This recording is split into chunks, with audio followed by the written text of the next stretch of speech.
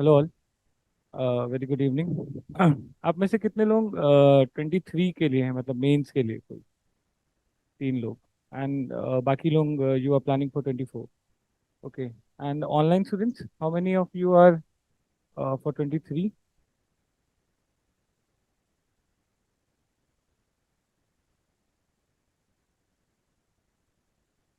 Okay. Okay. तो for first 15-20 minutes I will be discussing about जो 23 mains दे रहे हैं. Okay, I'll be telling you about the strategy that you need to follow. And बाकी then I'll be discussing the 24 वालों को how to approach anthropology and किस तरीके से आप लोगों को फॉलो करना चाहिए. तो let's talk about 23.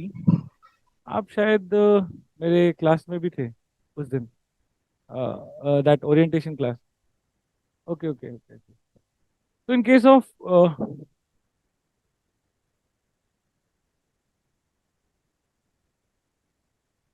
means, uh, what I'm going to tell you is something what I have experienced in my mains exam. Okay, and it's more like an autoethnography of mains. Means I'm talking about my own experience and what I felt and what you will be feeling. Because when you will be appearing for mains, तो आप जितनी भी strategies plan करके जाते हो, जितने भी model answers बना के जाते हो, at that point of time urgency इतनी ज़्यादा हाई रहती है that it's become very difficult to just execute it. Moreover, you have like 7 minutes or at max 10-11 minutes to write an answer. So बहुत ज़्यादा beautify करना, बहुत extraordinary sophisticated language, it's not possible at all. So let's, if I talk about say the marks, what actually constitute the score, because ultimately we all are here for extra marks. That extra mark जो कुछ 10-15 number बाकियों से ज़्यादा मिल जाए, that will ensure we will be appearing for interview, and that will ensure that we get our desired service or maybe the desired cadre. So if we say marks basically depends upon 5 major factors. The first one we all know, content. Okay, कि आपके पास content अच्छा है, and in that scenario you are definitely going to score the marks. But content में भी कुछ चीजें ऐसी होती है कि आपको थोड़ा अवॉइड करना होगा यहाँ. जैसे कि you should not go for over sophistication of the content. मतलब ऐसा भी कुछ मत लिखो या ऐसा भी कुछ कंटेंट मत प्रोड्यूस करो that it become difficult to recall, it become difficult to write it down on the paper. ठीक है, your content should be simple. What is required in your content, that it should express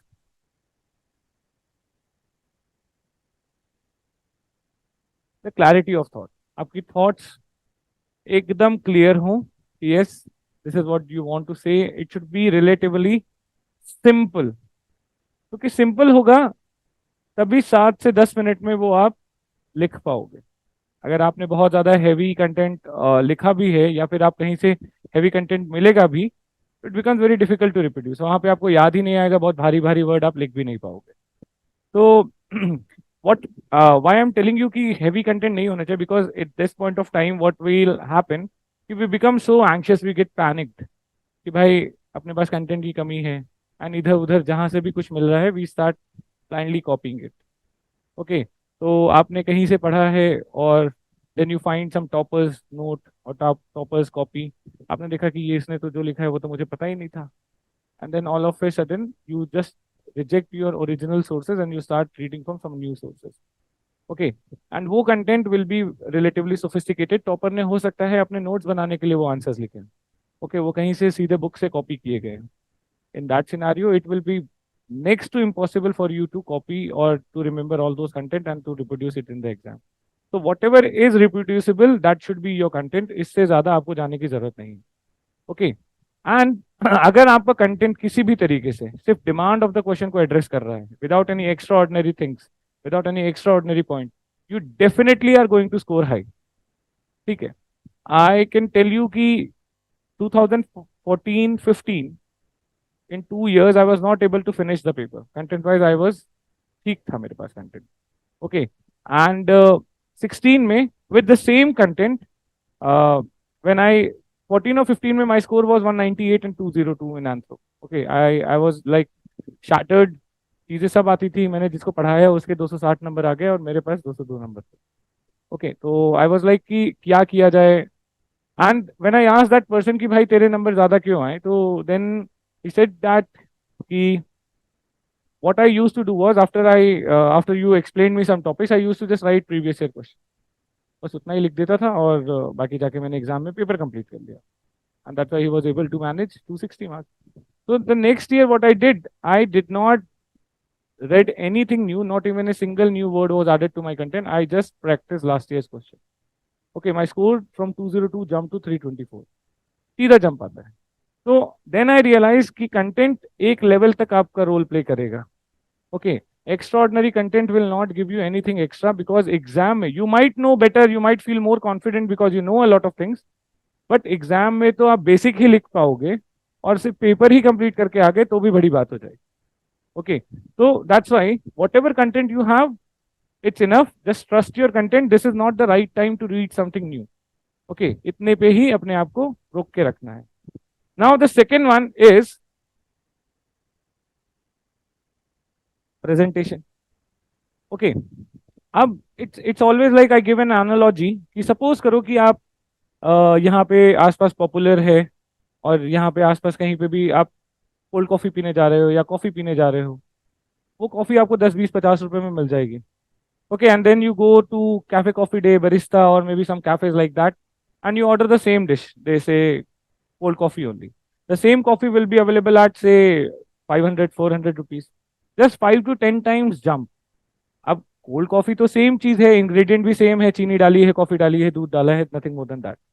okay, but what is making them cost से 5 to 10 times? ऐसा क्या कर दिया आपने? It's all about the presentation. The same ingredient is being presented in such a way that they can charge 8 times of what it could originally cost. और the same ingredient इस तरीके से present किया जा रहा है कि आपको कभी लगेगा ही नहीं कि 50 रुपए से ज्यादा लाइक सामान है। Okay, it's all about the presentation.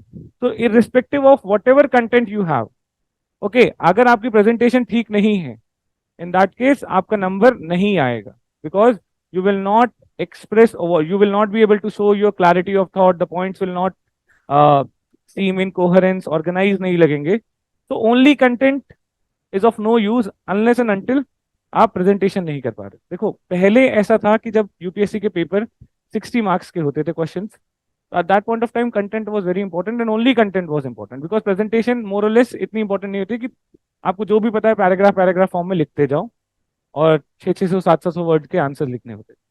और at this point of time 10 marker 15 marker 20 marker आप 300 वर्ड मैक्सिमम आंसर लिख सकते हो। 300 वर्ड में आप कुछ भी ऐसा नहीं लिख पाओगे। Just remember that nobody else is writing. ऐसा एक सिंगल शब्द, ऐसा कोई नया कंसेप्ट नहीं होगा that that will be completely unique to yours. आप कहाँ पे डिफरेंशिएट कर सकते हो अपने आप को बाकी सबसे? It's this place, because that is uniquely yours. आपको प्रेजेंटेशन को कोई कॉपी नहीं कर सकता। Content everybody has copied from some place और अदर। आपने भी वहीं से पढ़ा है, बाकी सब भी वहीं से पढ़ के आ रहे हैं, सबने वही सेम करंट अफेयर्स की किताबें पढ़ी हैं, आपने भी वही पढ़ी है, सबने लक्ष्मीकांत ही पढ़ा है, आपने भी वही पढ़ा है। आंसर भी मोरलेस सबके सोर्सेज कहीं ना कहीं ओवरलैप कर ही जाते हैं। Okay, so in that scenario you won't find anything new that nobody else is writing. One or two example here and there, that might be at max, but only differentiation that you can make is your presentation, and that will be uniquely yours. So realize your strength here, कि आपके presentation में ऐसा क्या है जो बाकी लोगों से बेहतर है। मे बी आप पॉइंट वाइज बहुत अच्छा बना सकते हो, आप फ्लो चार्ट्स बहुत इजीली बना पाते हो, डेवलप कर पाते हो, आपका दिमाग सोच पाता है उस तरीके से, आप माइंड मैप्स के फॉर्म में सोच पाते हो। मे बी आपकी ड्राइंग, फ्री हैंड स्केचिंग बहुत इजी है, तो आप उसको, so realize your strength first and capitalize on it. And second thing that is अपने वीकनेसेस को भी पहचानिए और उस पर काम करिए। कि अगर आपके प्रेजेंटेशन में if you feel that there is some weakness, maybe आपका फॉन्ट बहुत छोटा है, फॉन्ट बहुत छोटा है तो इसकी वजह से हो सकता है कि 150 वर्ड आप शायद एक पेज में ही लिख दो, तो एक पूरा पेज ब्लैंक हो जाए। उस पर काम करो। उस पर कुछ कैसे कर सकते हैं कि वर्ड्स और लाइन के बीच का स्पेसेस बना देना, देन बीच में कुछ फिलर ड्रॉ कर देना। Okay, may be some ray diagram, some flow chart, जिससे पेज भरा भरा लगे। ओके, आपका राइटिंग क्लियर नहीं है, लेजिबल भी नहीं है, लेजिबिलिटी इश्यूज है, उस पर काम करो। मतलब you yourself know what is your weakness and what is your strength. Capitalize on your strength and minimize your weaknesses. Okay, and that is how the average content also can be presented in such a way that can make you score above average. Okay, so make sure that these two things. Then the third one, specifically in optional, is choice of questions. So this is specifically with respect to optional because in GS you don't have the choices. तो अगर आपके questions सही choose कर लिए तो then बहुत अच्छा है, you will be able to finish the paper on time, you will be able to score high. But if the questions that you have chosen is not appropriate, तो आपको पहले क्वेश्चन अटेम्प्ट करने में ही समझ में आ जाएगा कि ये क्वेश्चन मैंने गलत चूज कर लिया. Because after some points, maybe after 50-100 words, you will start blabbering. कि वहां पे कुछ भी जो भी समझ में आ रहा है आप लिखते जा रहे हो. और अब आपने उस क्वेश्चन पे इतना टाइम दे दिया है कि आप उस क्वेश्चन को छोड़ के किसी और जगह जा नहीं सकते. देन ऑटोमेटिकली आपका पूरा माइंड फ्रस्ट्रेटेड हो जाएगा और वो पूरा पेपर के रिस्पेक्ट में होप खत्म हो जाती है. एक बहुत बड़ी mistake what I realise a lot of students do and what I used to do also was कि suppose if there is a question that इसमें 3 सेक्शन है ABC, इसमें आपको दो से एक 20 मार्कर और एक 15 मार्कर बहुत अच्छे से आता है, super clear about it, and C के बारे में कुछ नहीं पता. एंड एक ये है जिसमें आपको तीनों के बारे में थोड़ा थोड़ा तो पता है, you have read about it, but may be उतने क्लैरिटी नहीं है या मे बी उतना कंटेंट नहीं है कि 300 वर्ड का या 200 वर्ड के आसपास का कुछ लिख पाएंगे. Most of the people will go with this one कि 3 आते हैं, थोड़े थोड़े ही सही लिख तो देंगे बाकी घुमा फिरा के. बट वॉट एक्चुअली हैपेंस, ये सबसे बड़ा ब्लंडर होता है. Because in this scenario what actually happens कि सपोज करो कि आपने तीनों अटेम्प्ट किए, यू माइट गेट से 666 in all of them. That's a very average score. अगर आपने बहुत एवरेज आंसर लिखा है, बहुत कुछ ढंग से प्रेजेंट नहीं किया है, एक ठीक ठाक कंटेंट लिखा है, यहाँ पे in 20 marker you can get easily if you are very much clear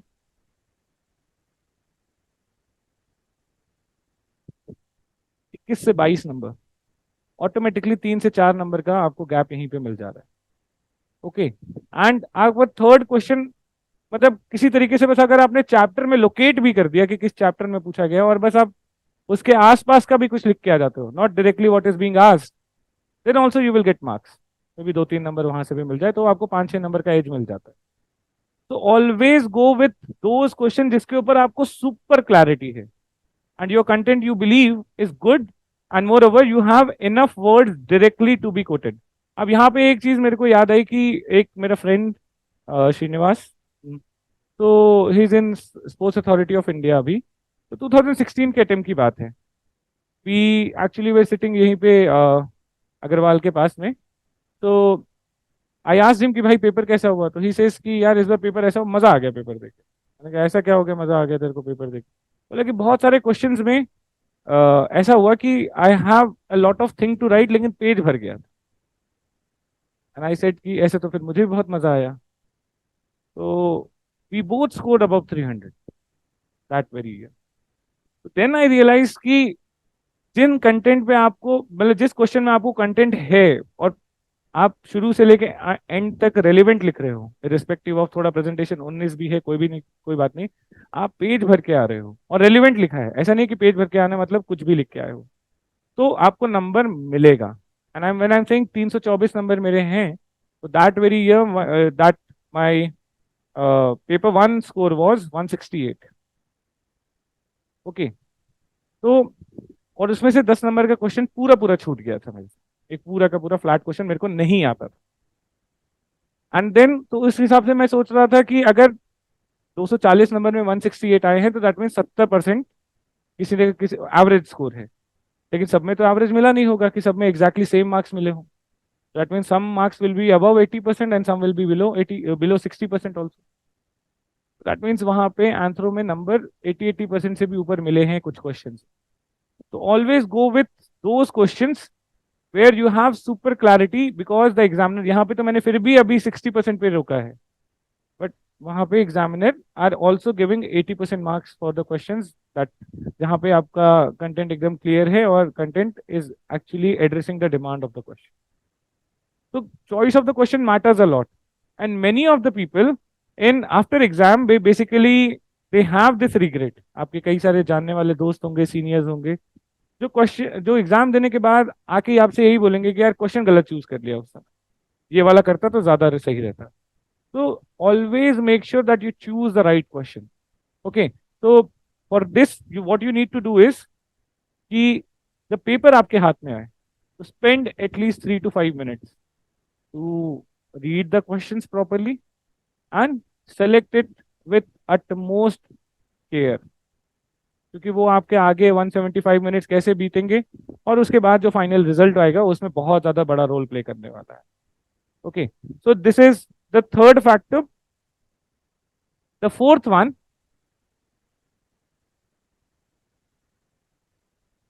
is time management. Okay, content भी अच्छा है, प्रेजेंटेशन भी अच्छा है, चॉइस ऑफ क्वेश्चन भी सही की है, बट कई लोग वहीं पे खत्म हो जाते हैं कि टाइम मैनेज नहीं। एंड टाइम मैनेज नहीं किया, आपने 50-50 नंबर के दोनों पेपर में छोड़ दिया, you are out of the race. मतलब क्वेश्चन छोड़ना पाप है यहाँ पे। ओके, and if you are leaving the questions, if you are not able to finish the paper, no matter how much you know, no matter what clarity you have, what degrees you have, whatever you have prepared, what sources you have read, even paper leak भी हो जाएगा। अगर paper complete नहीं कर पा रहे हो तो then you are not going to appear for the interview. मतलब अगर आप सिर्फ पेपर कंप्लीट करके आते हो with a very average answer, I can guarantee with utmost certainty कि आप इंटरव्यू दे रहे हो। 80% of the people who are appearing for mains, they are not able to finish the paper। 70 to 80% people, you can ask them। और कई लोग बोलते हैं कि सिर्फ एक क्वेश्चन छूटा, ऐसा नहीं होता कि एक क्वेश्चन छूटता है। When I am saying my एक one question was left, that means उसके पहले के 2-3 क्वेश्चन भी मैंने बहुत बेकार अटेम्प्ट किए। I might have like 5 or 10 minutes left, और उसमें 2-3 क्वेश्चन में बस सिर्फ पॉइंट पॉइंट लिख के आ गया। तो एक क्वेश्चन नहीं छूटता है, उसके पीछे के 10, 20, 25 नंबर के क्वेश्चन भी बहुत खराब अटेम्प्ट होते हैं लास्ट वाले। That is what is the condition is. So if you are leaving 10 mark, just assume that कि 30 मार्क का पेपर आपने बहुत खराब अटेम्प्ट किया है या एक तरीके से छोड़ ही दिया है। And if you have left 30 in 2 papers, you are out of the race, no matter what happen. तो पहली प्रायोरिटी एग्जाम में साम दाम दंड भेद किसी भी तरीके से should be to finish the paper respective of what.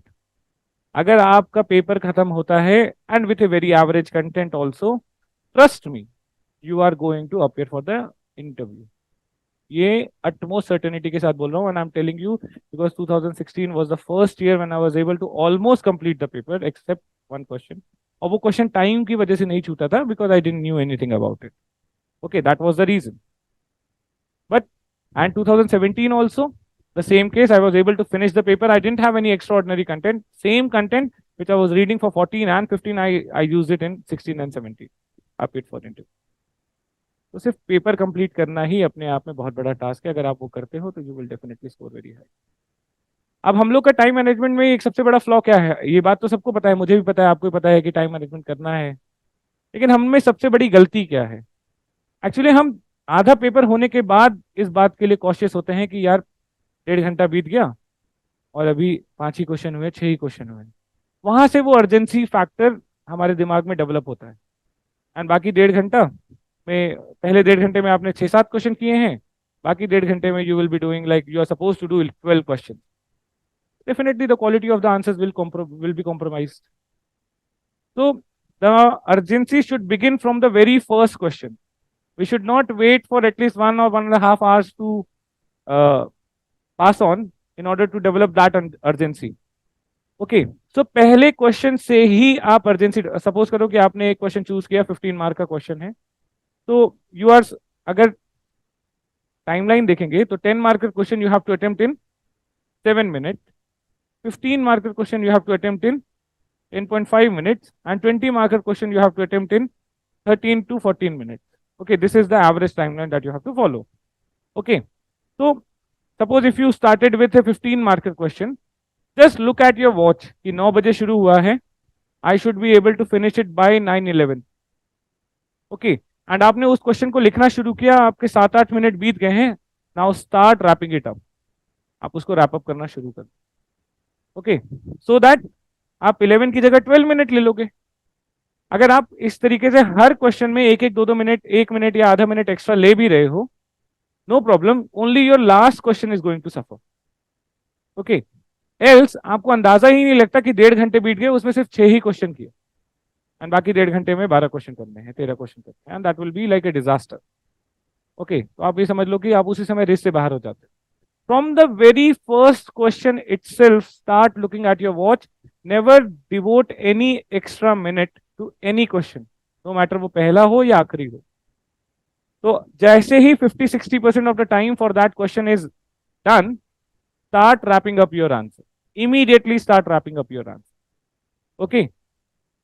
Next thing, अब टाइम मैनेजमेंट के लिए अच्छा क्या कर सकते हो, आप जो 4-5 मिनट पेपर पढ़ रहे हो just to choose the question, what I use to do was I use to write, जैसे आपने एक क्वेश्चन किया तो आप उसमें जो भी वर्ड, जो भी दिमाग में बम्बार्डमेंट आ रही है कि ये भी लिख सकते हैं, ये भी लिख सकते हैं, जस्ट वो वर्ड लिखना शुरू कर दो उसके बगल में क्वेश्चन पेपर पे ही।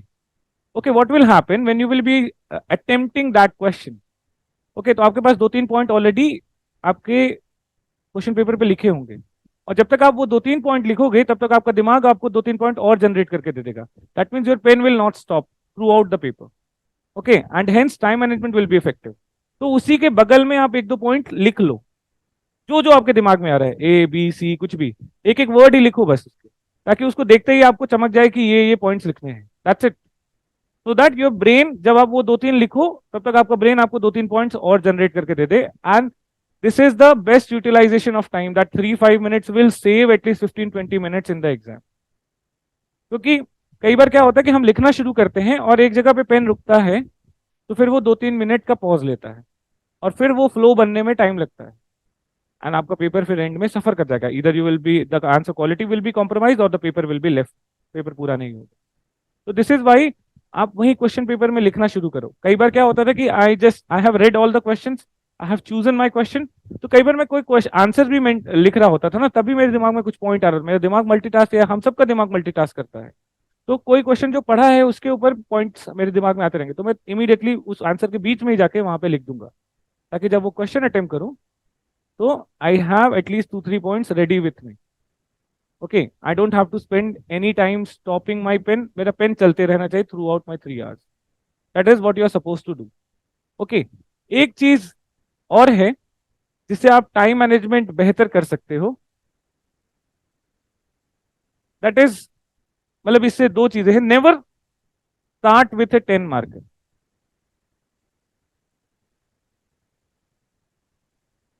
एंड सेकेंड इसी का, never and with 10 marker.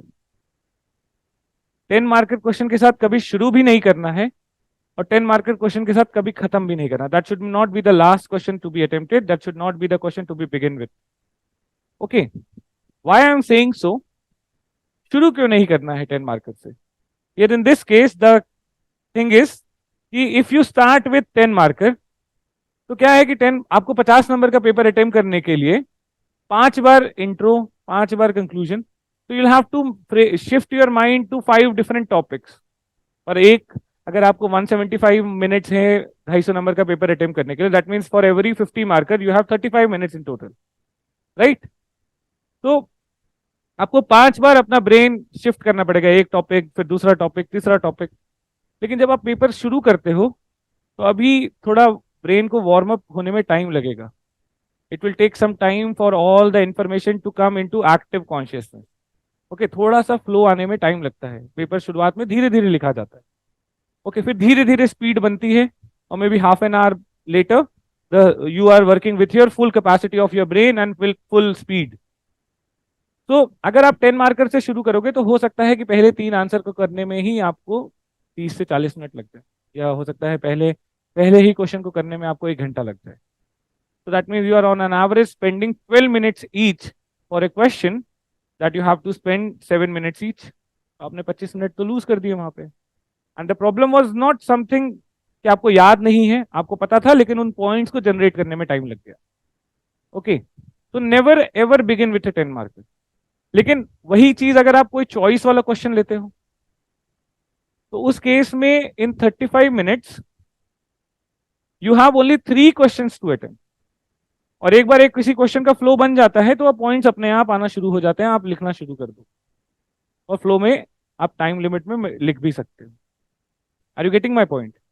So never ever begin with a 10 marker, right? तो आपको करना कैसे है? Suppose if you choose question number 2, 4 and से 7, ठीक है, 1 एंड 5 आर कंपल्सरी, 2, 4, 7 में से आपने कुछ चूज किया, इसमें तीनों में 3-3 है,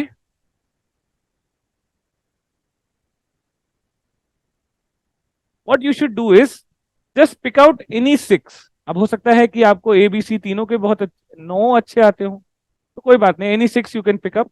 और अगर हो सकता है कि क्वेश्चन नंबर 2 के ए बी आपको अच्छे से आते हैं, इसके बी सी आपको अच्छे से आते हैं, इसको आपको A B C A B अच्छे आते, may be, okay, just pick out those 6 questions and in the next 1 hour, 1 hour 10 minutes try to finish 100 marks of paper, मतलब 2 क्वेश्चन निपट जाए। And 1 hour, 1 hour 10 minute, 70 minute में अगर आपके 2 question निपट गए या 80 मिनट में भी निपट जाते हैं, से 1 hour 20 minutes also, eight that point your brain will be working at your full capacity, एकदम पूरा फ्लो चल रहा होगा, स्पीड भी एकदम बढ़िया चल रही होगी, और सब कुछ जो आपने आंसरों का पढ़ा है वो एक जगह पे आके कंसंट्रेट हो चुका है। आपका ब्रेन आपको तुरंत पॉइंट्स दे रहा है, कोई क्वेश्चन पढ़ो आपको ब्रेन आपको बॉम्बार्ड करेगा कि 10 पॉइंट्स हैं, 15 पॉइंट्स हैं, आप जो भी पढ़ा है सब आएगा। Then is the right time to go for 10 marker question. Okay, so that आप सारे इंफॉर्मेशन एक जगह पे आ चुकी है, your brain is working at full capacity, you will be able to finish the 10 marker in time. Okay, and why I am saying don't attempt 10 marker at the last, because आपका paper की शुरुआत जब होगी, कोई भी evaluate करेगा, तो it will start with the 10 marker only, question number 1। अब जो एज ए ह्यूमन टेंडेंसी है, it's not something that has been declared by UPSC और somebody else, but it's my personal experience, I am telling you autoethnography में बता रहा हूँ, अपने ऊपर जो मैंने ऑब्जर्व किया है। तो when I evaluate the copy, I have seen that my personal tendency, और I have asked my even evaluators as well कि what do you feel after 3-4 questions. तो every one of us were very much agreeing to this point कि पहले 3-4 question में ही हमारे दिमाग में aspirant की इमेज बन जाती कि वो कितने पानी में है, कितना आता है। ओके, वो पहले 3-4 में, और आप हम सबका भी ऐसा है कि suppose if you want to meet a stranger, if you go to meet a stranger, तो पहले 10 मिनट में ही आपने एक इमेज फॉर्म कर ली है कि वो कैसा है, चेप है, अच्छा है, नहीं है, वगैरह वगैरह एंड ऑल दैट सब। एंड बाकी का इंटरेक्शन नो मैटर कितना भी बड़ा हो, that will depend upon the impression that you have formed in the very first 10 minutes. The same is the tendency of the examiner. In the first few questions itself, he will form an image.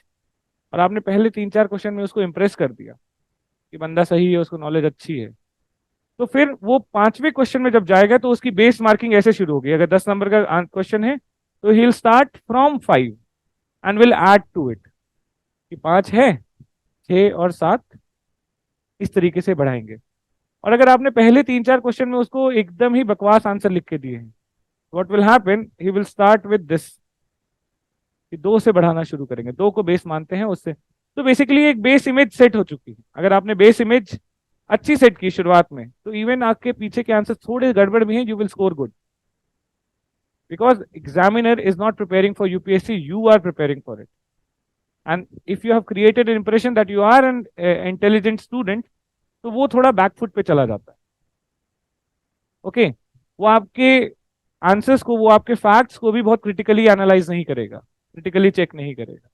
लेकिन आपने शुरुआत में कुछ ऐसा लिखा जो factually incorrect है, presentation बहुत बेकार है, तो अगर आपने एंड में कुछ ऐसा लिखा है ना, even if it is correct, तो वो लगेगा कि ये ब्लफ ही मार रहा है, ओके, या घुमा फिरा के ही बात कर रहा है, अप्रिसिएशन जीरो हो जाती है। तो never ever and with your 10 marker, because these are the questions with which examiner will start evaluating your copy. And if these are not presented properly, your score is definitely going to be affected. This is a personal experience, nothing said about this by UPSC या किसी ने ऐसा बताया नहीं है. This is what I felt. I believe everybody ये emotional experience है, और हर कोई, since everybody is having such kind of emotions, तो और हम सब ऐसा करते हैं कि पहले 3-4 मिनट या पहले शुरुआत के मोमेंट्स में ही हम इंप्रेशन बना लेते हैं। And this is something that can affect you severely. और अगर ना भी हो ऐसा, तो why to take risk.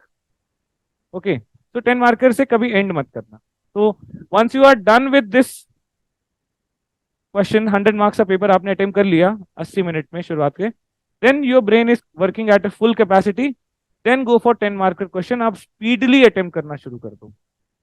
And plus every information will be concentrated at one place, आपको चीजें याद रहेंगी and it will be very easy for you to reproduce it also, and the quality of your answers will also be very good. ठीक है, तो this is about the time management, so remember this. Next thing that you, what matters, mindset. Okay, you have like proper content, you have presentation, you have good choice of question, time management भी कर पाते हो, but mindset proper नहीं है। okay, mindset में थोड़ा सा fault है वहां पे, वो दिन मूड खराब है या एंजाइटी है, पैनिक्स है, तो बेसिकली ये सारी स्ट्रैटेजीज फेल कर जाएंगी। But with a good mindset, with a healthy, calm, composed mindset, state of mind, you're definitely going to score well. अब आप में से बीटेक कितने हैं जो 24 वाला दे रहे हैं, बीटेक वाले? Okay, not BTech, sorry 23, sorry, जो मेंस दे रहे हैं अब बीटेक वाले हो। ओके, तो बीटेक में वी, या फिर कॉलेज लाइफ में in fact in general also, we never use to prepare like for months for the exam, no matter how difficult the syllabus is, no matter what ever is going to be, आज कितना बड़ा होगा कुछ फर्क नहीं पड़ता, last night और at max last day study is more than enough, right. और ये कॉन्फिडेंस हुआ करता था कि एक बार जो पढ़ा है लिख तो देंगे ही, that very confidence is required, right. एक बार जो पढ़ लिया है लिख तो देंगे। Okay, the problem comes when we take UPSC too seriously, कि यार यहाँ पे ना शशि थरूर के एडिटोरियल्स लिखने होंगे, कॉलम्स लिखने होंगे, ऐसा नहीं है। ठीक है, एंड व्हाट एक्चुअली हैपेंस कि हम इसलिए भी थोड़ा सा वो हो जाते हैं कि हम टॉपर्स की कॉपी देख लेते हैं, बट टॉपर्स कॉपी किसी टेस्ट सीरीज की कॉपी है, and it's not written in UPSC exam hall, nor the time limit was taken into consideration. In fact, I know a lot of toppers who basically release their copy after rewriting the test because they felt कि कई सारे ऐसे उनके answers थे which were below or below average or in fact were not at par with what rank do they hold. This happens every year, we know it very seriously, मतलब ऐसा होता है। ओके, आप खुद भी सोचो, next year when some of you will be coming here to share your success strategy and all that stuff, will you be releasing your initial test copies? कभी नहीं करोगे, because you fear कि यार लोग क्या सोचेंगे कि ये लगता है तुक्के से पास हो गया, राइट। तो अगर आपको कुछ रिलीज करना भी होगा, you will take that copy, you will make that extra effort because people will demand, and at that point of time you will be writing the answer. तो वो आंसर आइडियल टाइम में नहीं लिखे जाते हैं, या फिर अगर उन्होंने अपने आइडियल टाइम में ही लिखा है वो आंसर, सॉरी मतलब अगर उन्होंने टेस्ट सेंटर में ही लिखा है तो डेफिनेटली 3 घंटे में तो नहीं लिखा है। बहुत सारी चीजें 3 घंटे को बहुत आराम से क्रॉस करके 4 साढ़े 4 घंटे में टेस्ट लिखा जाता है। तो don't take it very seriously कि उसने 3 घंटे में ऐसा लिख दिया, मैं कैसा लिख पाऊंगा। Okay, it never happens in the exam hall. Plus आपका इतना एग्जॉस्ट हो चुके होते हो, 6 days you have to appear for the exam, सुबह शाम आपको 3-3 घंटे का पेपर देना होता है, आपका ब्रेन मेंटली पूरा एग्जॉस्ट हो जाएगा। इन दैट स्टेट अगर आपका माइंडसेट, स्टेट ऑफ माइंड अगर it's not stable, not calm, composed, and then एक छोटा सा question can easily distract you, आपका पूरा माइंड अनस्टेबल हो जाएगा, sorry. Okay, so never ever fear, no matter what ever the question is. अगर आपने पढ़ा है, दैट वेरी एटीट्यूड की लिख तो देंगे ही, will work. Okay, and that actually works.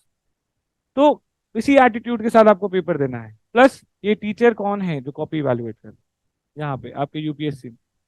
Do you think they are coming from Massachusetts और से आईवी लीग कॉलेज और येल यूनिवर्सिटी, यहाँ से आ रहे हैं? They are the same teachers who were teaching you when you were in the university, when you were in the college. उनका mindset क्या यूपीएससी में कदम रखते ही बदल जाएगा? They still want the paper to be full, content पूरा भरा होना चाहिए, हेडिंग्स होनी चाहिए, अंडरलाइन होना चाहिए, and they still give you marks for that, and these kind of strategies do work, मतलब अदर दैन द कंटेंट।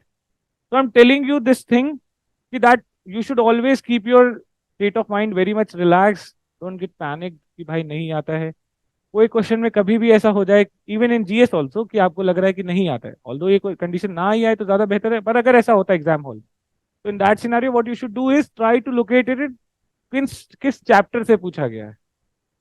आंसरों में तो खास करके इट वर्क्स, किस चैप्टर में पूछा गया है उसके आसपास का जो पता आ रहा है लिख दो, okay, and you will get some marks, okay, rather than getting panic. अब जैसे कि हर साल क्वेश्चन पूछे जा रहे हैं कुछ कि मीजोलिथिक आर्ट पूछ लिया, अब आपने मीजोलिथिक पढ़ा है, या फिर रॉबर्ट ब्रूसफुट पूछ लिया। अब आपने रॉबर्ट ब्रूसफुट का नाम शायद 2 बार सुना होगा। एक बार लोअर पेल्थिक में मद्रासियन कल्चर को डिस्कवर करते समय आपने सुना होगा, और एक बार बेसिकली कहीं मेगालिथिक वगैरह में उन्होंने डिस्कवर किया, या एक दो जगह और आपने नाम सुना होगा, नर्मदा वैली वगैरह में उन्होंने कुछ एक्सकवेशंस किए। ये यहाँ पे बहुत कॉमनली नाम लिया जाता है, बस आपको यही 2 लाइन पता है। अब क्या करें, ये क्या पूछ लिया यूपीएससी ने, okay. You should work smartly कि that examiner should not be able to understand कि आपको पता है कि नहीं पता है, तो just you know Robert Bruce Foote, you know Madrasian culture, that's it, that is what has to be written. You know Robert Bruce Foote, you know Narmada valley culture, ठीक है, of palaeolithic age, write it. Robert Bruce Foote is associated with discovery of Madrasian culture of lower Pelthic age, and he, और बीच बीच में बस he discovered this, he discovered that, he discovered this, okay, and ऐसे ही। I am not saying कि पढ़ना नहीं है, ठीक है, एक, लेकिन हमेशा ऐसा कुछ होगा कि कुछ ना कुछ तो छूट ही जाएगा, या कुछ ना कुछ तो यूपीएससी वाला बाहर से पूछ ही लेगा। तो eight that point of time, rather than blaming your self और ये सोचना कि अगली बार ज्यादा बेहतर कर लेंगे, just think how you can effectively address that question और answer that question, okay, and that's more than enough. अगर आप उससे रिलेटेड भी कुछ लिख के आते हो तो यू विल नॉट गेट से 5 6 7 marks, you will easily able to get 2 3 marks, okay, that's more than enough. बाकी लोग तो वो छोड़ के ही आ जाएंगे, और उसको छोड़ने के साथ साथ बाकी क्वेश्चन में भी उनकी परफॉर्मेंस इफेक्ट होती है। तो this state of mind is very important, never ever let anybody play any kind of tricks on it। UPSC इसीलिए रिस्पेक्टेबल एग्जाम है कि आप उसको प्रिडिक्ट नहीं कर पाओगे, ये बोर्ड एग्जाम नहीं है, तो always expect some kind of surprise और some kind of googly in the exam hall. और जब वो ऐसा आए तो स्माइल, अप्रिशिएट कि वो यूपीएससी है, डेफिनेटली इट विल आस्क, तभी तो वो यूपीएससी, तभी तो कंपटीशन है। अगर ये वो बोर्ड एग्जाम नहीं है कि जो आपने चीज पढ़ी है और 10 बार पढ़ ली है और वही एग्जैक्टली पेपर में पूछा जाएगा, ओके, तो कुछ भी नया आता है तो just take it with a pinch of salt, just gulp it down, कोई बात नहीं, एक दो सवाल ही तो है, कुछ ना कुछ तो लिख ही देंगे, okay. So this is the 4 5 factors that you need to take into consideration: content, presentation, choice of the question, okay, time management and state of mind। now जो पहले 4 फैक्टर्स हैं, that is content, presentation, choice of question and time management, इसके ऊपर आपको अभी से ध्यान रखना हो। whenever you attempt a test series, आपने कहीं पे भी ज्वाइन की होगी या ज्वाइन करोगे, तो whenever you attempt a test series you definitely should look into that aspect कि इन चारों में आप कहाँ लैग कर रहे हो। some people might be lagging in content, work upon it। some people might feel that your presentation is not good, or maybe time management सही नहीं है, work upon it। so अपनी स्ट्रेंथ, वीकनेस और अपने किस एरिया में आपको ज्यादा एफर्ट देना है। The problem with most of us is that we only focus on content, पढ़ते रहो पढ़ते रहो पढ़ते रहो, और पता चले कि वो आपकी प्रॉब्लम कभी थी ही नहीं। प्रॉब्लम आपकी शायद प्रेजेंटेशन में थी, प्रॉब्लम आपकी शायद टाइम मैनेजमेंट में है। तो if you are not aware that आपकी प्रॉब्लम कहाँ पे है, you will end up expending excess effort on one side जहां शायद आपको उतनी जरूरत ही नहीं है। तो वी कीप ऑन, जैसे कि आप स्प्रिंट में अगर पार्टिसिपेट करना चाहो, तो आप जब प्रैक्टिस करते हो तो क्या करते हो, आप डंबल्स नहीं उठाते, आप स्क्वाट्स नहीं करते, यू प्रैक्टिस स्प्रिंट ओनली। आप ट्रैक पे रोज जाओगे, रन करोगे। तो in mains also when you are suppose to write and write, तो प्रैक्टिस में भी आपकी राइटिंग ही होनी चाहिए rather than reading. But what we do for 80 85 days, we keep on reading reading and reading rather than writing writing and writing। how much you will write before mains will make sure that your pen will never stop in the mains exam। और अगर आपका pen यहाँ पे नहीं चल रहा तो वहां पे भी नहीं चलेगा। You might have everything in your mind but it will never precipitate on the paper. तो please what you should do for mains, other than आपको जो भी ज्वाइन करना है, टेस्ट सीरीज, क्रैश कोर्स, वो सब ठीक है, वो एक तरफ है।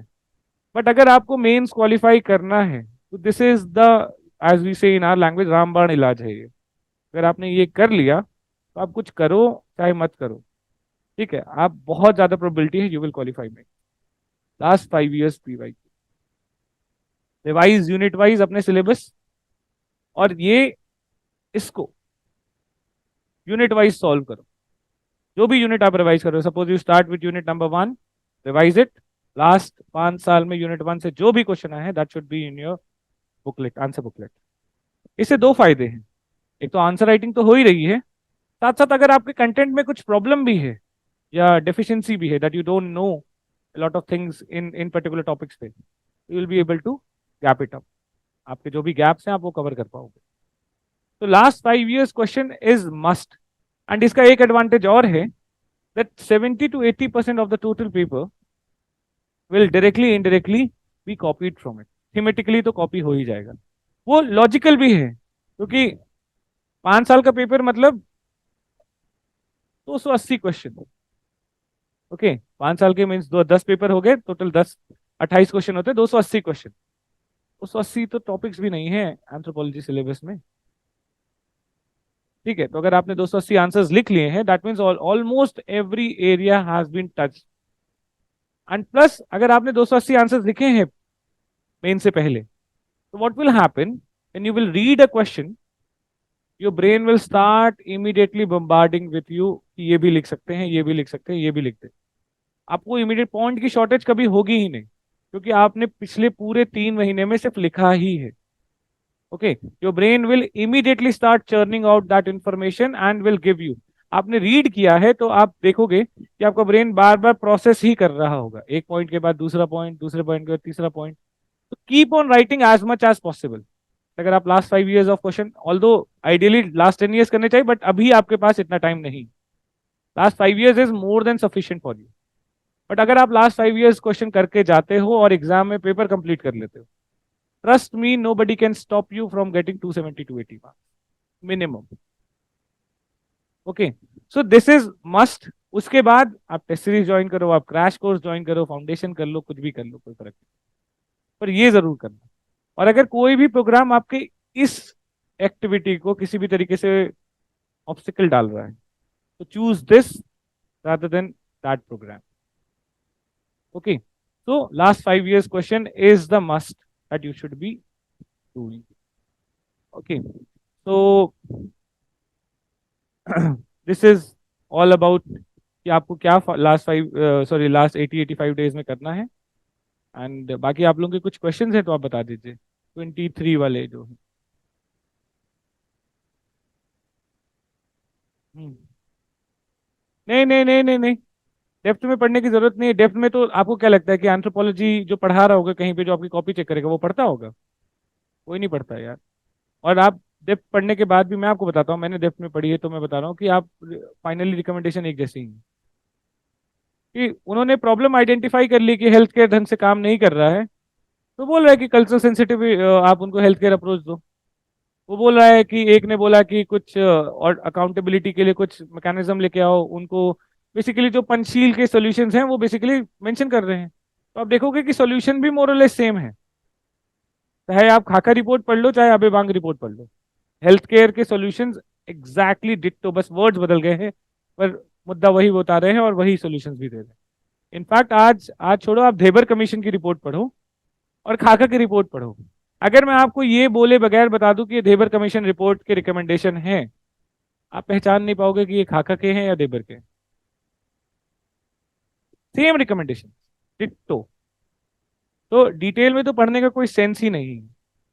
ओके, मान लो एक दो पॉइंट बहुत स्पेसिफिक उन्होंने बताए भी हों, ठीक है, तो वो आप जहां से भी पढ़ोगे उस बंदे ने भी वो स्पेसिफिक पॉइंट लिखे जरूर होंगे, ऐसा कुछ एक्स्ट्रॉर्डिनरी नहीं मिलेगा। तो रिटर्न, और खास करके इस टाइम पे, इस पॉइंट ऑफ टाइम पे, पहले मान लो अगर आपके पास टाइम होता तो शायद जरूरी भी होता तो पढ़ भी लेते, लेकिन अभी तो ऐसी कोई चीज करनी ही नहीं है जिसमें आपका टाइम, मान लो आप 250 पेज की रिपोर्ट है, 2 क्वेश्चन आएंगे मान लो उस पर्टिकुलर इशू से रिलेटेड, आप 250 पेज की रिपोर्ट पढ़ने में कम से कम 1 हफ्ता लगेगा, और फिर 1 हफ्ता उसको कंसोलिडेट करने में, कुछ नोट्स वोट्स बना के उससे कुछ एक्सट्रैक्ट करने में। तो आप 2 क्वेश्चन के लिए 2 हफ्ते तो नहीं दोगे, that's not a good return on investment definitely. तो नए सोर्सेस तो अभी बिल्कुल नहीं जाना है, ठीक है, एकदम मुद्दे की बात। और आपको जो 2-4 पॉइंट्स लिखने हैं बस उतना पता है, तो दैट्स मोर देन नाउ, ठीक है। और ऐसे ही सेम चीज with respect to case studies as well. ठीक है, नॉर्मली क्या होता है कि हम केस स्टडीज के लिए इतने ज्यादा एकदम पेटिश है हमारा उसकी तरफ कि भाई साहब केस स्टडी ना हो गया क्या हो गया, सब सब कोई केस स्टडी मांग रहा है। और what we do is we end up collecting case study for only one type of case study for, मतलब इन एक्सेस। आपके पास मेनली ट्राइबल की जितनी भी केस स्टडीज होती हैं आप कलेक्ट तो करते जा रहे हो, कलेक्ट तो करते जा रहे हो, लेकिन आप जब रीड करोगे तो आपको लगेगा कि सिर्फ तो लैंड एलिनेशन की केस स्टडीज हैं। हर बार डिस्प्लेसमेंट ही हो रहा है, हर बार डिस्प्लेसमेंट ही हो रहा है, वही वही वही वही एग्जाम्पल्स हैं। तो फिर ऐसी केस स्टडीज का क्या मतलब? अगर आपके पास किसी भी मुद्दे पे 1 या 2 रेलिवेंट केस स्टडीज हैं तो आपके बेसिक आइडिया को जस्टिफाई कर दे, दैट मीन्स इनफ। अब वो नई है, कल की है या परसों की, doesn't matter, you have some example to justify whatever you have written and that's more than enough. Okay, so don't end up, means end up being a content collector. Okay, आप डिस्ट्रिक्ट कलेक्टर बनने आए हो और कुछ? Okay, ते आज 20th जून है। I would believe कि bye 10th of August you should be able to go for first revision approximately. Okay, so that means around 50 days, assuming you are giving 4 to 5 hours a day for anthro, rest 6 to 7 hours a day for GS। ठीक है, तो first revision should be by 10th of August, second by 15 दिन में 25th of August you should go for second revision. Okay, first revision में you should be able to do last 5 years question as well.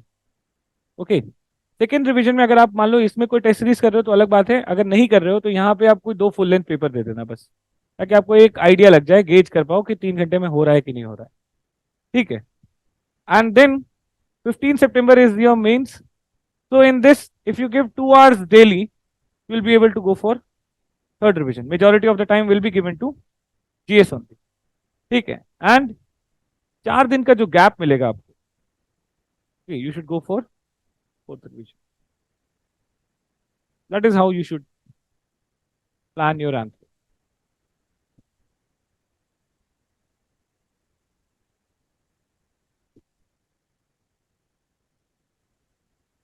देखो, कई लोग ऐसे होंगे जिनका notes वगैरह तैयार होगा, कंटेंट तैयार होगा, you have like content ready, तो उस केस में yes, test series can be taken, ठीक है। लेकिन अगर आपको लग रहा है कि अभी मेरे नोट्स में ही, मतलब एक ही बार पढ़ा है, या अभी ढंग से बस नोट्स ही बनाए हैं, पढ़ा भी नहीं है ढंग से, तो उस केस में टेस्ट सीरीज मैनेज कर पाना बहुत डिफिकल्ट है।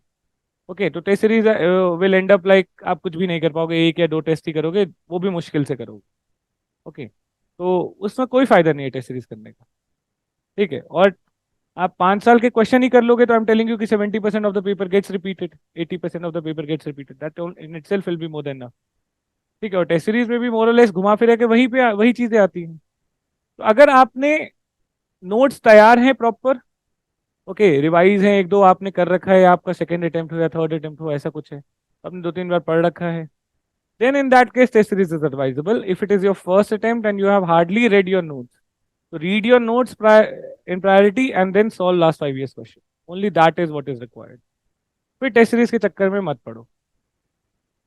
Anything else? ये मैं थोड़ा सा एग्री नहीं करता हूँ इससे, मतलब ये मेरा पर्सनल ओपिनियन है कि कंक्लूजन में कोई नई चीज नहीं बतानी होती, मतलब conclusion should not and up with something new, a new dimension, but rather it should be like जैसे कि आप अपने केस को रेस्ट कर रहे होते, ऐसा कंक्लूजन होता है, मतलब दैट्स। तो यहाँ पे नई चीजें कि मोर रिसर्च इज नीडेड, अगर वो डिबेट है एंड यू डोंट वांट और यू आर नॉट क्लियर कि वेदर इट इज, इसके ऊपर जो ओपिनियन है आपका एक साइडेड है या नहीं, तब तक आप बेसिकली बोल सकते हो कि more research is needed. And जब तक वो नहीं आता तब तक मोर इन्फॉर्म डिसीजन नहीं लिया जा सकता, ठीक है, वहां तक तो ठीक है। But if the question is about a fact, mesolithic art in से इंडिया, अब वहां पे आप ये बोलो कि मीजोलिथिक एज के ऊपर डिबेट चल रही है कि वो है या नहीं है वगैरह वगैरह, तो इस क्वेश्चन के हिसाब से वो बहुत ज्यादा रेलिवेंट नहीं है। बट लेट मी, यहाँ पे एसी रूम में बैठ के ये बता पाना बहुत इजी है कि वो रेलिवेंट है या वो रेलिवेंट नहीं है। एग्जाम टाइम में ये कंक्लूजन लिख पाना ही अपने आप में बड़ी बात है। तो नो मैटर, आप ठीक है ये गलत है, और मैं हो सकता है एसी रूम में बैठ के आपकी कॉपी इवैल्यूएट करूंगा तो आई टेल यू कि ये कंक्लूजन इरेलीवेंट है। बट अगर आपने 3 घंटे में बैठ के पेपर अटेम्प्ट किया और रिमोटली लिंक्ड भी कंक्लूजन लिखा है उस टॉपिक से, तो भी वहां पे चलेगा। तो ठीक है, मतलब पहली priority, although I'm trying to be a bit more frugal, but this is what actually happens there, कि पहली प्रायोरिटी तो पेपर कंप्लीट करना ही है। और पेपर कंप्लीट करके बेसिक स्ट्रक्चर ही लिख पाना अपने आप में काम हो जाएगा। कि अगर आपने इंटर बॉडी कंक्लूजन लिखा है, यहाँ पे बैठ के ज्ञान देना कि कंक्लूजन ऐसा हो सकता था वैसा हो सकता था, वो बात अलग है, सब भूल जाता है। जब आप मेंस में बैठोगे तो पहली प्रायोरिटी आपकी यही होनी चाहिए कि मेंस का पेपर कंप्लीट होना है। ठीक है। और अगर आप टॉपिक से लिंक्ड भी कुछ भी, क्योंकि आप उस समय लिख रहे होते दिमाग इतना तेज चल रहा होता है कि जो भी उस समय एकदम ऑन द स्पॉट आपके दिमाग में आएगा आप लिख दोगे। तो आप यहाँ पे कुछ एडवांटेज अगर लेना है तो आप ये कर सकते हो कि कुछ टेम्पलेट्स ऑफ कंक्लूजन बना लो, some basic templates of conclusion. अब जैसे कि मैंने कई सारी कॉपी इवैल्यूएट की है, तो वहां पे जब देखता हूँ तो नॉर्मली वो क्या बताते हैं, कोई कंसेप्ट के बारे में बात कर रहे हैं तो डिफिनेशन, थोड़ा सा बॉडी कुछ, फिर क्रिटिसिज्म, और कंक्लूजन में ऐसा करते हैं हेंस एंड कर दिया, या फिर despite criticism this statement is very enlightening और this concept is very enlightening, कुछ ऐसा कर देते हैं। मतलब मोर और लेस हेंस या डिस्पाइट से ही कंक्लूजन हो रहा होता है। You should not doing this, you should not be doing this, because आप थोड़े से कुछ फ्रेजेस ही प्लान कर लो, आप थोड़े से कुछ टेम्पलेट्स ही बना लो। that kind of phrases or templates can actually improvise your presentation, improvise as your conclusion as well। जैसे कि आप hence despite के साथ साथ in conclusion और to conclude आप ये लिख सकते हो। to conclude we can say that, okay, to summarize we can say that, in a nutshell we can say that, okay, overall the idea is something like this, okay। तो इस तरीके से ऐसा ना लगे कि यार क्रिटिसिज्म आ गया अब ये हेंस या डिस्पाइट ही करेगा, वो नहीं होना चाहिए। तो try to experiment with these phrases. अब जैसे कि कुछ स्कॉलर्स हैं, अब आपको एक दो स्कॉलर्स के बारे में पेपर 1 में भी पूछा जाएगा, पेपर 2 में भी पूछा जाएगा, तो आप स्कॉलर्स के ऊपर एक जनरल टेम्पलेट बना लो और उस टेम्पलेट को यूज करो।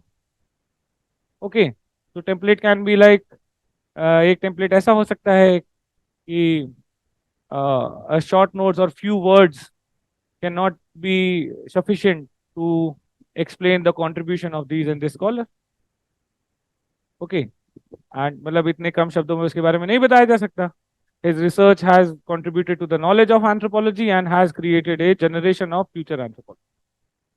अब ये कोई भी अगर स्कॉलर यूपीएससी में पूछा जा रहा है तो डेफिनेटली उसकी इतनी हैसियत तो है कि उसने कुछ तो काम किया है जिंदगी में, आप लिख दो ऐसा, वो किसी पे भी चलेगा। ठीक है, तो ऐसे कुछ general templates will actually work, क्योंकि एग्जाम में तो आप वहां रुक के कंक्लूजन सोचने का टाइम तो नहीं होता है, तो ऑन द स्पॉट जो चल रहा है वही लिखा जाएगा। ठीक है।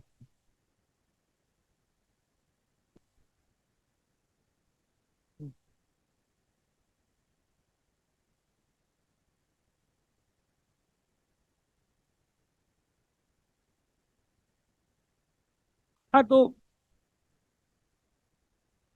आपने क्या क्या किया है अभी तक आर्कियोलॉजी?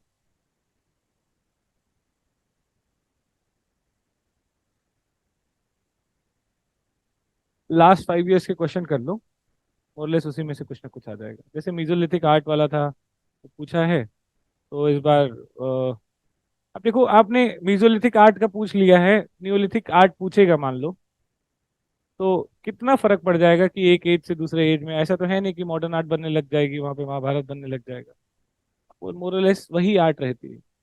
तो बस ये होता है कि वो डोमेन ऐसा हो कि हमारा कहीं ना कहीं से एक्सप्लोर्ड हो।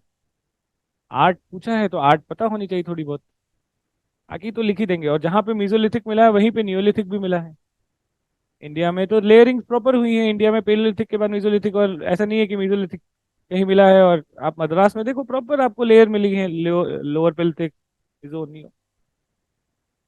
पूरा गुजरात वाले बेसिन में भी, यूपी में भी आपको मिजो नियो का पूरा ट्रांजिशन प्रॉपर मिल रहा है बेलन वैली में। तो जहाँ पे आपको मेसोलिथिक मिला है वहां पे नहीं हो। बस लेकिन प्रॉब्लम ये थी कि हमने मेसोलिथिक आर्ट स्पेसिफिकली पढ़ा नहीं था, या उस डोमेन को एक्सप्लोर नहीं किया था, तो इस वजह से वो पूरा का पूरा एरिया ब्लैंक हो गया। ठीक है। अब आपने एक उस डिमेंशन में पढ़ाई कर ली है, तो अब उसमें आप मीजो पूछे या नियो पूछे, या इवन थोड़ा एक एक एज पीछे जाके पूछ ले, पेलियो पूछ ले।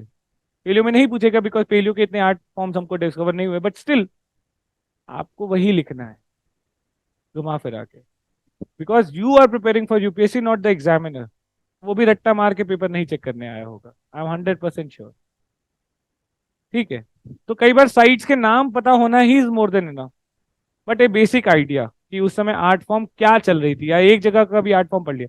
तो अभी आप डीके भट्टाचार्य को पढ़ोगे, इट्स गुड, मतलब नो डाउट ये आपको हेल्प तो करेगा। लेकिन अभी आप उनके लेक्चर्स को देखना, फिर उनके नोट्स बना के उसको रिटेन कर पाना, नॉट एडवाइजेबल। ठीक है, आप पहले कर रहे होते तो बात अलग थी, अभी नहीं। ठीक है, तो अभी लास्ट 5 साल के क्वेश्चन करो और उसी के बेसिस पे आप अपना जो भी कंटेंट डेवलप करना है वो कर लो। How to score high in paper two, I scored 170 this year. तो व्हाट आई मेंशन, जो क्लास 5 इयर्स के पेपर करके जाइए, पेपर टू में तो खास करके मतलब इतनी ज्यादा डोमेन्स कवर कर ही नहीं सकते वो, इसके बियॉन्ड जो भी पूछा है 5 साल में वही पूछेंगे, एक दो क्वेश्चन हर साल कुछ ना कुछ नया पूछेंगे, but that should not bother you. आप 5 साल का पेपर करके जाइए, and what I have told you कि content presentation, time management, choice of question पे आप काम कर रहे हैं, definitely you are going to score very high.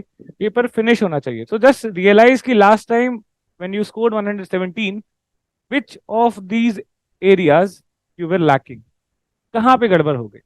Where you lacking in the content, जब आपने मेंस दिया, were you lacking in somewhere in the choice of question, presentation और टाइम मैनेजमेंट, कहाँ गड़बड़ थी। आप जहां पे भी आपकी गड़बड़ थी उसके हिसाब से आप उस पर काम करिए। joined your test series recently, thank you so much. How to keep up with the test series schedule, I think this I have already explain, मतलब मैं यहाँ पे अभी बात नहीं करूंगा उसके बारे में, ऐसा लगेगा कि मैं टेस्ट सीरीज प्रमोट करने आया हूँ, that's not at all the intention. Anupam sir is a very good friend of mine, तो इस वजह से ही asked me and definitely I came. तो ये आपसे बाद में बात कर लूंगा, आप मेरे से मैसेज कर दो या फिर we can connect on phone call. और कुछ? ठीक है यार, वो बाद में ठीक है, मतलब यहाँ पे ठीक नहीं है। नेक्स्ट वन, द 24 वाले जो लोग हैं, कितने हैं 24 वाले? ओके। ओके, आप 24 के लिए हैं, तो आप टेस्ट सीरीज के लिए क्यों पूछ रहे हो? हाँ, तो अगर आपने फाउंडेशन किया है तो 24 के लिए हो, तो सबसे पहले तो आप एक काम करो कि लास्ट 10 इयर्स के पेपर उठाओ, यूनिट वाइज नोट्स बनाए हुए हैं तो उसको सॉल्व करना शुरू करो। और अगर आपका बेस अक्षर जैन है, क्वेश्चन बैंक है, तो वो उससे आप question as it is copy मत करो आंसर्स, आप बेसिकली अपने ब्रेनस्टॉर्मिंग करके अपने आंसर्स खुद बनाओ। Okay, you can use Akshar Jain to understand how the answers are presented rather than simply blindly copying it।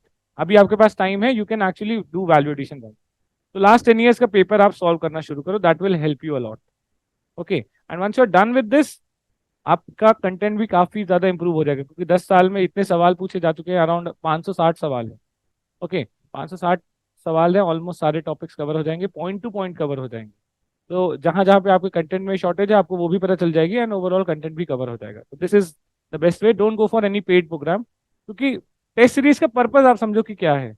Test series mainly आपको टाइम मैनेजमेंट और थोड़ा वैल्यू एडिशन में हेल्प करेगा। टेस्ट सीरीज आपको कभी आंसर राइटिंग नहीं सिखाता, आंसर राइटिंग तो आपको खुद करना होगा, and that that takes a long time also. तो you'll have to do it for 3 to 4 months और 5 months रेगुलरली, 3 से 4 आंसर्स डेली या 2 से 3 answers daily. Okay, nobody can hand hold you for answer writing, और जिस जो आपका purpose है अभी। तो that's why go for solving last 10 years of paper. ठीक है। हाँ। देखो 24 वाले, ठीक है, ओके जी।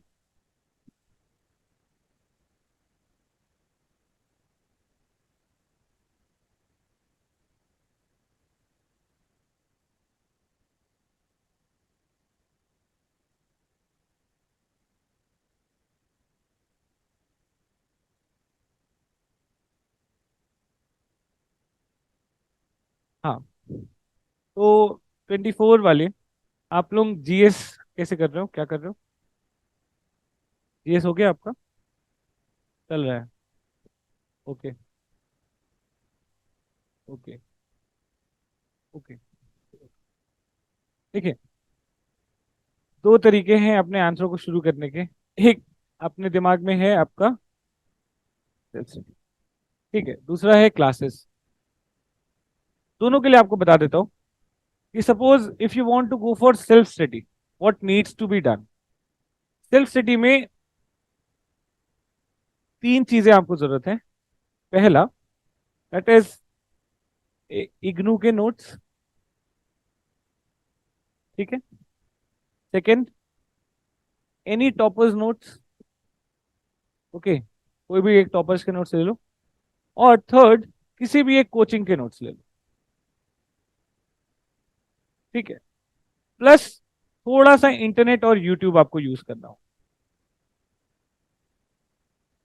ठीक है, स्पेसिफिकली यूट्यूब। तो ये तीनों को लेके आप यूनिट वाइज रीड करना शुरू करो।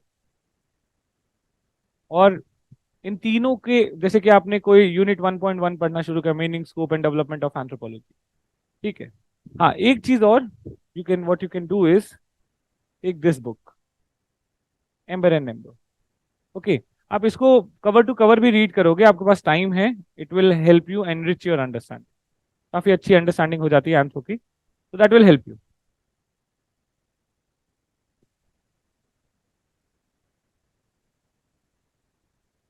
पहली बात तो उसकी लैंग्वेज बहुत ही ज्यादा सिंपल दी हुई है, तो आपको ना एक सब्जेक्ट में इंटरेस्ट डेवलप करने में बहुत हेल्प करेगी। जैसे कि हम में से कई लोगों ने एंथ्रोपोलॉजी का नाम यूपीएससी से पहले सुना भी नहीं, okay, and then all together jumping into that subject and learning masters level बहुत डिफिकल्ट है।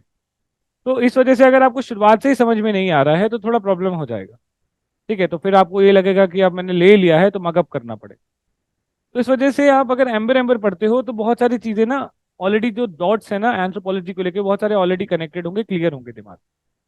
That's why I would suggest कि go for amber amber. Reading बहुत अच्छी किताब है, आपको सब्जेक्ट में दिलचस्पी जगाएगी, उसकी इंटरेस्ट जनरेट कराएगी, and that will be very much helpful for you, okay. And then start taking, take the syllabus, unit wise notes बनाने हैं।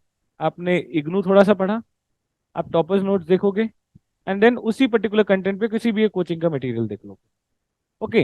Now you will find that 90% of the content that you are finding in ignu toppers notes and the coaching notes, they are same। हो सकता है words अलग हो, but more और less मुद्दा same ही लिखा हो। तीनों को कंपाइल करके आपने अपने नोट्स बनाने हैं, ओके। एंड ऐसे करते करते यूनिट वाइज नोट्स बनाते जाना है, and that will take approximately 3 to 3.5 months, okay. Plus जहां पे भी आपको लगे कि सब्जेक्ट की अंडरस्टैंडिंग नहीं बन रही, टॉपिक की अंडरस्टैंडिंग नहीं बन रही, there are lot of videos on YouTube for the same topic.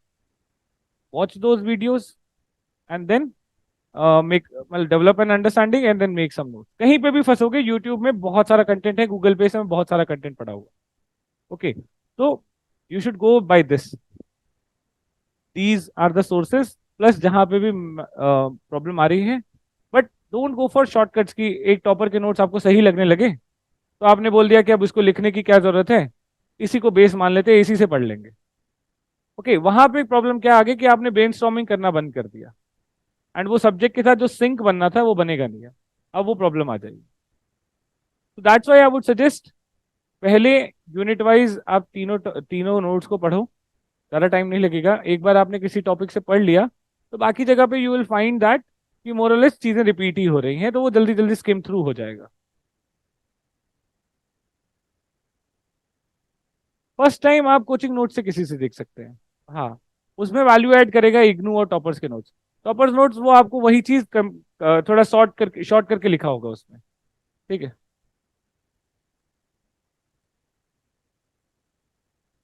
हाँ, तो इसीलिए कोचिंग नोट्स पढ़ो, वो थोड़े इलाबोरेट होते हैं।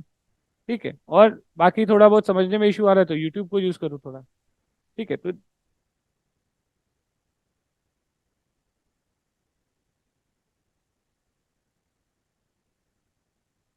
डिपेंड करता है वो कोचिंग नोट्स किसके हैं, आप बताइए वो किसके हैं।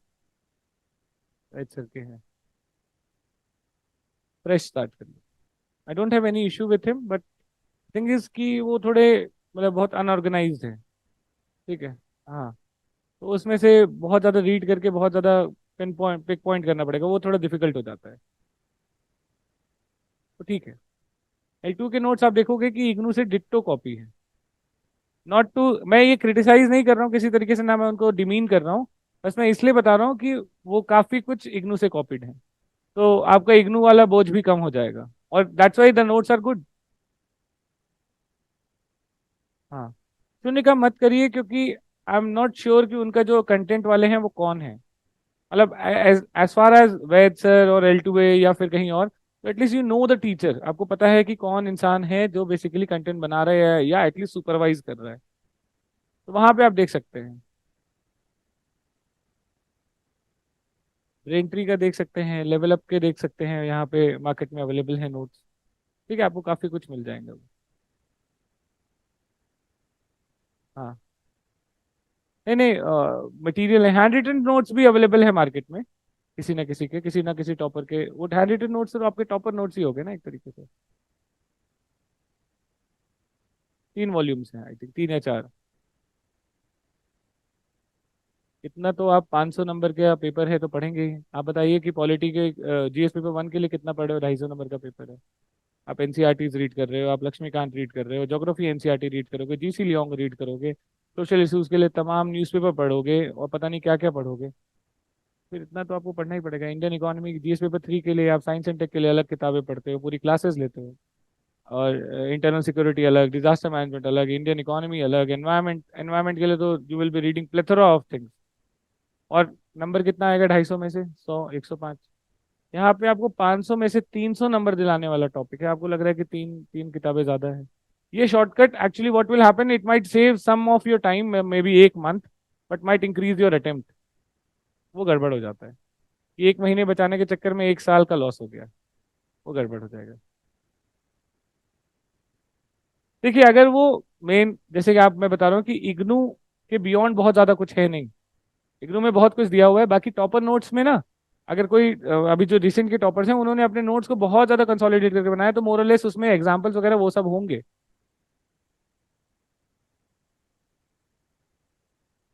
हाँ, एकेडमिक बुक इग्नू से बेहतर कोई नहीं है। आज के टाइम पे जो नदीम हसनैन और ये सब में बहुत आउटडेटेड किताबें हैं। इग्नू से अच्छा मटेरियल कोई है ही नहीं इस समय मार्केट में। कोई भी मटेरियल नहीं है, कोई कह भी नहीं सकता कि इग्नू से बेहतर मटेरियल है। मतलब IGNOU is the best possible material that you can read for any subject at this present time. हाँ, तो यही तो आपसे सवाल पूछे जा रहे हैं। अब वो सब सवाल पूछना बंद कर दिया उन्होंने कि what is religion and what is culture, तो जमाने बीत गए अब। यहाँ पे तो फिर ऐसा हो जाएगा कि मैं यहाँ पे सारी कोचिंग से क्रिटिकल एनालिसिस करने बैठ जाऊंगा। हाँ, मैंने उनके नोट्स ज़्यादा देखे नहीं हैं। ठीक है, तो मतलब मुझे ज़्यादा आइडिया भी नहीं है उनके नोट्स का क्या है। हाँ, please suggest any good coaching notes to refer from. मैंने बताया कि आप L2A का, ब्रेन ट्री का आप देख सकते हैं, लेवल अप के भी ठीक नोट्स हैं। मतलब मैं अपनी तारीफ करते हुए अच्छा नहीं लगता, लेकिन फिर भी आप देख सकते हैं, आप उनमें से चूज कर सकते हैं। जी। हम्म।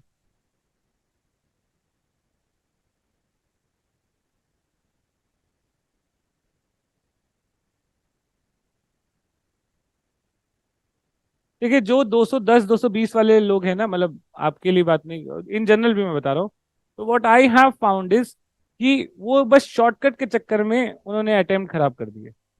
आप 210 20 में मतलब आपने कोई अक्षय जैन या विवेक भस्मे उठाया और उससे आंसर पढ़ लिया और चले गए पेपर देने, maybe I am just making a guess, शायद ये सही भी हो।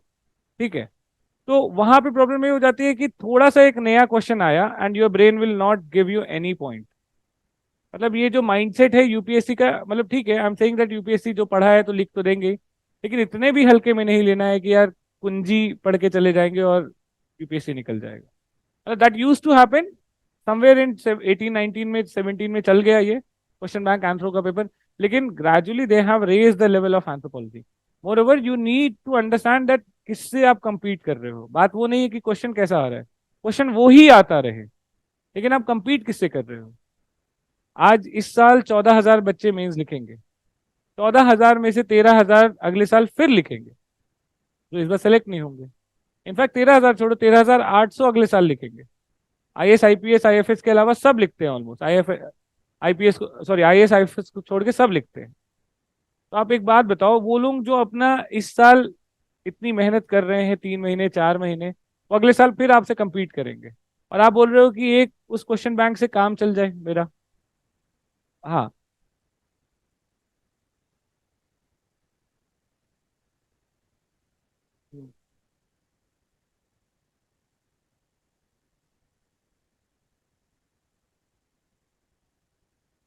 उपाध्याय पांडे इज गुड, लेकिन मैं उपाध्याय पांडे में ऐसा बल, ठीक है थोड़ा ज्यादा दिया हुआ, थोड़े बल्कि है, बट ठीक है आपको इग्नू में भी वो चीज एकदम कंसाइज वे में दी हुई है। कोई भी स्कॉलर आप उठा लो, इनफैक्ट उपाध्याय पांडे में कई सारे स्कॉलर्स नहीं है, इग्नू में दिए हुए हैं। बहुत अच्छी किताब, मतलब बहुत अच्छा मटेरियल है। It will never cheat you for sure. Upadhyay Pandey में बहुत सारी चीजें हैं जो आपको नहीं मिलेंगी, लेकिन इग्नू में ऐसा कुछ भी नहीं है। Plus the quality of material, the kind, the way it has been compiled, it's very good, it's always commendable, the best possible material I can tell you. ठीक है। आप जब वो मेरे को वो ये नहीं, मैं एक्चुअली आप ये कर सकते हो कि इग्नू का ऐप डाउनलोड करो, उसमें प्रॉपर दिए हुए हैं सारे टॉपिक्स के नोट्स दिए हुए हैं एमए एंथ्रोपोलॉजी के। अब वो मान वन मान टू करके ऐसे दिए हुए हैं वन, तो वो आपके टॉपिक वाइज देखो, या फिर आप कुछ टॉपिक पढ़ रहे हो तो आप उसको गूगल सर्च करो और उसके आगे इग्नू का टैग लगा दो, तो इग्नू का जो भी मटेरियल होगा आ जाएगा। ठीक है। तो आप ऐसे रैंडमली मटेरियल मत रीड करने लग जाना, बहुत सारी चीजें जो इग्नू में दी है वो हमारे सिलेबस में नहीं है, हमें नहीं जरूरत है उसकी। तो उस केस में आप बस यूनिट वाइज नोट्स बनाओ, और यूनिट वाइज इग्नू का भी देखो, यूनिट वाइज उस कोचिंग का भी देखो जो टॉपर ने नोट्स बनाए।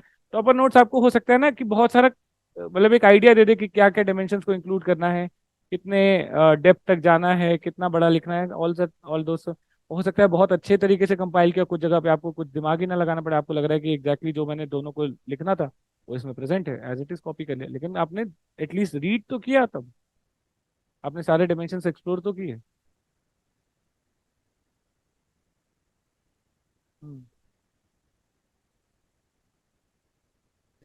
Value addition I always say कि देखो, एक आपको 5 मंजिले बिल्डिंग बनानी है, 5 फ्लोर्स, 5 स्टोरीज।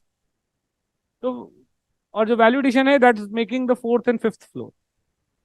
लेकिन उसके लिए पहले पहले 3 मंजिले तो बन जाए ना, कि ground floor first second third floor बन गया है, अब चौथे पांचवे का काम करेंगे। तो पहले सब कुछ बेसिक कवर कर लो, and once you have done that then you will have a basic idea कि भाई क्या पढ़ना है, और क्या मेरे लिए रेलिवेंट है, क्या मेरे लिए वैल्यूडेशन हो सकता है। तो हो सकता है कि वैल्यूडेशन में आप यूट्यूब का कोई वीडियो देख रहे हो, नॉर्मल कोई रील भी देख रहे हो, and since you have read almost all the topics, तो यू विल फाइंड दैट ये मेरे लिए रेलिवेंट कंटेंट है, ये लिख देता हूँ, या ये मेरे लिए रेलिवेंट वीडियो है, मैं यहाँ पे कोट कर सकता हूँ, मैं ये कोट करता हूँ। लेकिन उसके लिए सब्जेक्ट की अंडरस्टैंडिंग होनी चाहिए ना, नहीं तो ऐसा होगा कि आपको सब कुछ इंपॉर्टेंट लगेगा। पहले तो बेसिक कवर कर लो, because value addition will get you say 300 mark, मतलब 270 से 300 लाएगा आपका। ठीक है। मैं तो कह रहा हूँ कि पहले 270 बना लो, वहां तक तो पहुंच जाओ, उसके बाद 270 से 300 वाली भी जर्नी कर लेंगे। But it can not happen that you can start directly from 271 to 300 without making sure that you are getting 270। Okay. तो वैल्यूडेशन उसके बाद की बात है, जब आपका बेसिक नोट्स प्रिपेयर हो जाएगा। तब तक आप इधर उधर वैल्यूडेशन ये सब मत छोड़ो, आपका आपका एकदम फोकस होना चाहिए कि मेरे पास सारे यूनिट्स के नोट्स बने होने चाहिए, that when I have to revise I should have 3 से 4 रजिस्टर मेड फॉर मी, और मेरे को उसी को पढ़ना है बस। फिर वैल्यूडेशन करेंगे, लास्ट 10 ईयर्स का पेपर सॉल्व करना, जो जो क्वेश्चन नहीं होंगे उसके हिसाब से वैल्यूडेशन कर लेना।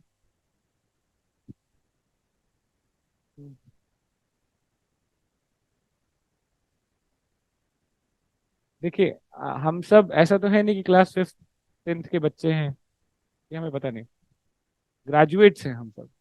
तो क्वेश्चन पढ़ के हमें ये तो समझ में आ जाएगा कि डायरेक्टली जो पूछा गया है हम जानते हैं उसको कि नहीं जानते हैं। ऐसा मतलब ऐसे बहुत रेयर क्वेश्चन ही होंगे जहाँ पे क्वेश्चन इतना कॉम्प्लिकेटेड हो। मे बी हर हर साल एक या दो, आउट ऑफ 28 एक या दो ऐसे क्वेश्चन होंगे जहाँ पे जो पूछा गया है हमें शायद वही समझ में ना आ रहा हो।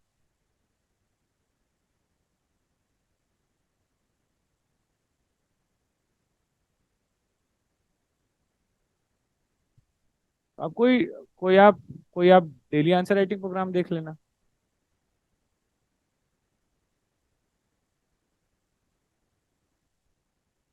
वो सितंबर में चलेगा, और अभी नहीं, वो सब चलेगा। एक साल में एक ही बार होता है। हम ऐसा कुछ ना साल भर वाला काम नहीं करते।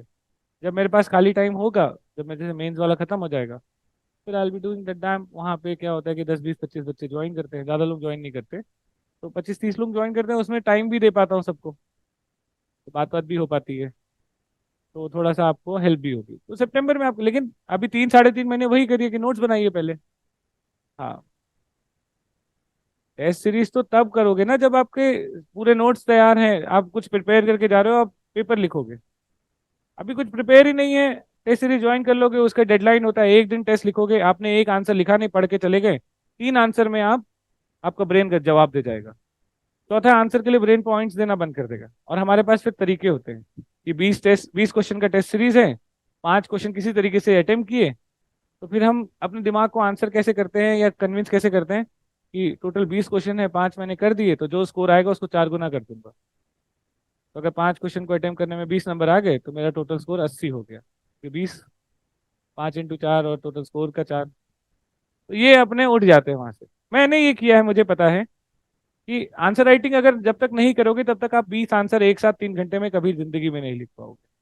आपका ब्रेन एग्जॉस्ट हो जाएगा, वहां पे पॉइंट्स ही नहीं देता, वो एकदम थक जाता है। और वो भी 5 आंसर आप 1.5 से 2 घंटे में लिखो। एक टेस्ट लिखोगे डिमोरलाइज हो जाओगे, उसके बाद कभी हिम्मत ही नहीं करोगे दूसरा टेस्ट लिखने की। And that entire test series goes in vain. Institutes, although I am revealing the secret, but हम लोग टेस्ट सीरीज से ज्यादा कमा लेते हैं, क्योंकि attempt ratio is very poor, very poor. हर किसी को लगता है कि 30 टेस्ट या 35 टेस्ट वाली टेस्ट सीरीज ज्वाइन कर लेंगे और लिख के एकदम मजे करा देंगे। बट आप attempt ratio is hardly 10 to 15%। मतलब एक बंदे ने 30 35 टेस्ट की टेस्ट सीरीज ज्वाइन की है तो हार्डली 4 से 5 टेस्ट अटेम्प्ट होते हैं। उसके बाद हिम्मत ही नहीं करती जाने की, ये तैयार नहीं है। तो टेस्ट सीरीज से ज्यादा बेहतर है कि आप यूनिट वाइज सिलेबस कंप्लीट करिए और डेली 2 3 आंसर्स लिखिए। आप बार बार अपने ब्रेन को चर्न आउट कर रहे हो, आप अपने ब्रेन को प्रिपेयर कर रहे हो रोज 2 3 आंसर्स लिख के, कि एक बड़े पेपर के लिए तैयार होना है, जहाँ पे एक दिन में ही एक साथ ही 3 घंटे में 20 आंसर्स लिखने हैं। देन टेस्ट सीरीज, मतलब आप ऐसे नहीं कर सकते ना कि पहले दिन ही उसेन बोल्ट के साथ दौड़ोगे। आप शुरुआत में थोड़ी जॉग करना शुरू करते हो, and then gradually increase your speed and then participate in the sprint. Test series is the sprint and you have not even started to walk and you are planning to run.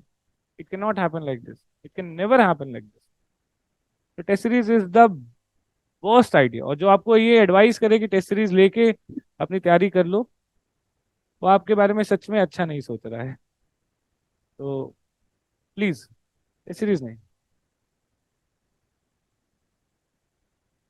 हाँ, हाँ, अगर आप ये कर लेते हो, आप मेरे से ट्रस्ट ट्रस्ट करो, आपको एक नेक्स्ट लेवल कॉन्फिडेंस होगा।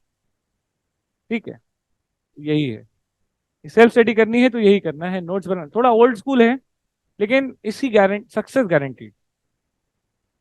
मतलब मेहनत तो लगेगी, पर फॉर श्योर आपको कभी ये ना वो वाली फीलिंग नहीं आएगी कि मेरा कुछ छूट गया है, मेरे से कुछ हो नहीं रहा है, वैसा वाला। हमेशा कॉन्फिडेंट रहोगे आप। कैंप कब से स्टार्ट होगा? मे बी सितंबर एंड में, मेंस के बाद। जी। हाँ, अगर आप या तो सेल्फ स्टडी कर लो, दूसरा क्लास है, तो मैं अपने बच्चों को भी यही बोलता हूँ जो मुझसे पूछते हैं कि सेल्फ स्टडी करें या क्लासेस करें। आई नेवर से कि क्लासेस ही करनी चाहिए, ऐसा नहीं है। हर कोई, मतलब जो भी आपकी चॉइसेस हैं, बट आई से दैट कि दुनिया में हम सबके पास दो चीजें हैं जो यहाँ पे हम लेके आए हैं, एक है टाइम, दूसरा है पैसा। जिसके पास जो ज्यादा है वो खर्च करेगा और दूसरा बचाएगा। ठीक है, अगर आपके पास टाइम थोड़ा एक्स्ट्रा है, you can spend time and save money. And if you have something extra money to spend, to spend money and save time. It works in that way. If somebody else is making an effort for you, you will have to pay for it. And if you want to make an effort, then it's okay. The money will be saved. That is how it goes. तो class लेना है नहीं लेना है, that depends upon Fairlie this equation. ठीक है, कि क्या खर्च करना है, क्या ज्यादा है आप, और उसके बेसिस पे आप डिसाइड करो। हाँ, तो वो तो सेल्फ स्टडी हो गई ना, आपने क्लास की है। हाँ मैं समझ गया कि आप मेरे टेलीग्राम के वीडियोस की बात कर रहे हो जो भी लीक हो चुके हैं। हाँ हाँ हाँ हाँ हाँ हाँ हाँ। एक- नहीं, फिर तो वो सेल्फ स्टडी ही हो गई ना, फिर तो सिर्फ उसके क्लास नोट से कुछ नहीं होगा। हाँ हाँ, तो क्लासेस किया है तो भाई फिर तो जिससे क्लास किया है ना, that should be your mentor. फिर you should not go for multiple mentorships की, इसकी एडवाइस ले ले, उसकी एडवाइस ले ले, फलाने की एडवाइस ले ले, because that will unnecessary confuse you. तो वहां पे आपको पता है कि आपकी क्लास जो हुई है उसमें क्या क्या चीजें अच्छे से पढ़ाई गई हैं और क्या क्या चीजें ढंग से कवर नहीं कराई गई। अकॉर्डिंगली आप अपने कंटेंट को उस हिसाब से मेंटेन करो। जहाँ पे आपको चीजें, आपको लग रहा है कि बढ़िया से सफिशिएंटली कवर की गई हैं, दैट्स गुड। जहाँ पे आपको लग रहा है कि आपके नोट्स में वीकनेसेस हैं, जहाँ पे आपके गैप्स हैं, वो कवर करो। And then finally solve 10 years question, and then prelims के बाद टेस्ट सीरीज ज्वाइन कर लीजिए। और कुछ, पेपर 2 के सबसे बेस्ट सोर्स है इग्नू। मतलब हम पढ़ते नहीं हैं, लेकिन पेपर 2 के लिए बहुत अच्छा सोर्स है वो।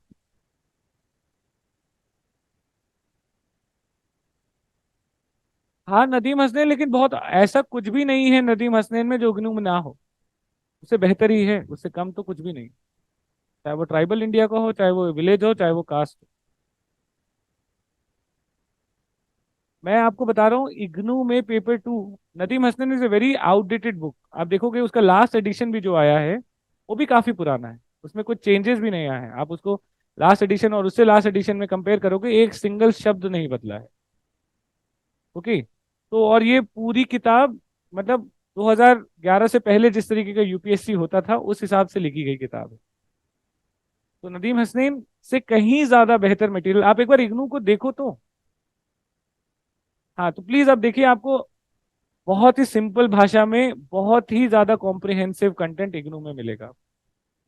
इनफैक्ट इग्नू किसी भी सब्जेक्ट के लिए, चाहे वो कोई भी ऑप्शनल हो, उसके लिए सबसे बेस्ट कंटेंट इस समय है मार्केट में। कोई भी कोचिंग उसको मैच नहीं कर सकता। I can vouch for it. Although being a part of that ecosystem, I'm still vouching for the fact that IGNU has the best possible content for any topic. नहीं, आपको brain tree जो है ना, वो basically आपको ये बताएगा कि यूपीएससी में किस तरीके के क्वेश्चन पूछे। इग्नू यूपीएससी के हिसाब से नहीं लिखा गया। Okay, IGNOU is for masters.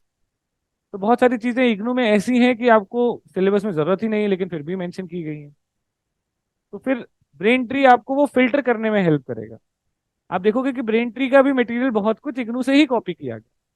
ऐसा नहीं है कि वो कोई ऑथर नहीं है जो राइटर है, हम में से कोई भी ऑथर नहीं है। जो इग्नू के मटेरियल लिखने वाले हैं वो सब ऑथर्स हैं। तो हाँ हाँ। ओके।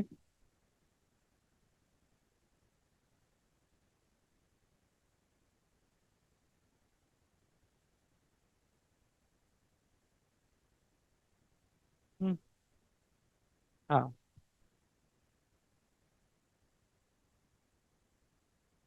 बिल्कुल होगा, मैं आपको इसलिए बता रहा हूँ क्योंकि जब आप एक चीज से दूसरी चीज पे जंप करोगे ना, मान लो आपने एक टॉपिक कहीं से भी पढ़ा, मान लो आपने इग्नू से ही शुरू किया या ब्रेन ट्री से ही शुरू किया, कुछ भी कहीं से भी शुरू किया, तो आप देखो कि बाकी जगह पे 90% चीजें तो सेम है।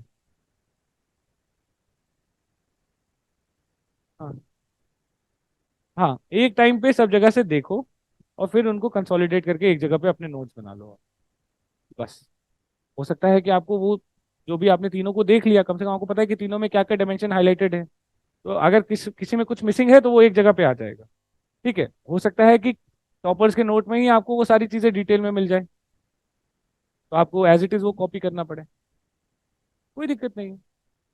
और कुछ जगह पे आप वैल्यू ऐड भी कर लोगे, कुछ जगह पे आप मतलब एक तरीके से वन स्टॉप सॉल्यूशन आपके नोट्स होंगे। ओके, ऐसे क्या है कि तीन चार जगह चीजें फ्रैगमेंटेड हैं, एंड इन दैट केस आपको कुछ पढ़ना है, आपको कुछ वैल्यू ऐड करना है, आपको पता ही नहीं कि आपके नोट्स कहाँ हैं उसके। आपको पूछा कि पेपर टू कहाँ से पढ़ा, कह रहे थोड़ा नदीम हंसने से पढ़ा, थोड़ा वहां से पढ़ा, थोड़ा यहाँ से पढ़ा। और बोले कि टेसरी से वैल्यू ऐड मान लो कर भी रहे हो, कहाँ लिखोगे उसको दे जाके। एटलीस्ट एक जगह होनी चाहिए जहां पे अपने नोट्स बने हों, वैल्यू ऐड वहीं पे होगा। ठीक है, तो इसलिए ये करना जरूरी है। 3 साढ़े 3 महीने अगर आप प्रॉपरली अभी से देते हो, बहुत आराम से होगा। शुरुआत के 10 15 दिन आपको थोड़ा सा फ्लो बनाने में लगता है, बट 15 दिन के बाद फ्लो आराम से बन जाता है। और आपके टॉपिक द टॉपिक मतलब स्पीड बनना शुरू हो जाएगी, आराम से कंप्लीट हो जाएगा। आप चाहो तो 1.5 2 महीने बाद एक ब्रेक ले लो, जब पेपर 1 हो जाए ब्रेक ले लिया, फिर आपने कुछ और करना शुरू किया, फिर 2 हफ्ते के बाद वापस से उसी प्रोसेस को शुरू कर। नहीं, पेपर 2 से आपने क्लासेस की हैं, हाँ तब कर सकते हैं। पेपर 2 से अगर कोई नया शुरू कर रहा है तो then never start with paper 2, because paper 2 is more applied. ठीक है, लेकिन उसके लिए बेसिक अंडरस्टैंडिंग होगी तभी आप पेपर 2 कर पाओगे। तो that's why somebody who is starting anthropology for self study, go with paper 1, but yes, since you have already done classes and all that, तो go for paper 2। हाँ हाँ, यार ये डिपेंड करता है। देखिए शुरुआत में पेपर 1 में ज्यादा टाइम लगेगा क्योंकि फ्लो बनने में टाइम लगता है। ठीक है, तो डेफिनेटली 3.5 महीने में large chunk of the time will be taken by paper 1 only, may be 2.5 महीने तक पेपर 1 ही लगे। और जब आप पेपर 2 पे आओ तब तक आपका फ्लो इतना ज्यादा बन चुका होगा, बहुत सारी चीजें क्लियर हैं, तो हो सकता है 1 महीने में ही आपका पेपर 2 कवर हो जाए।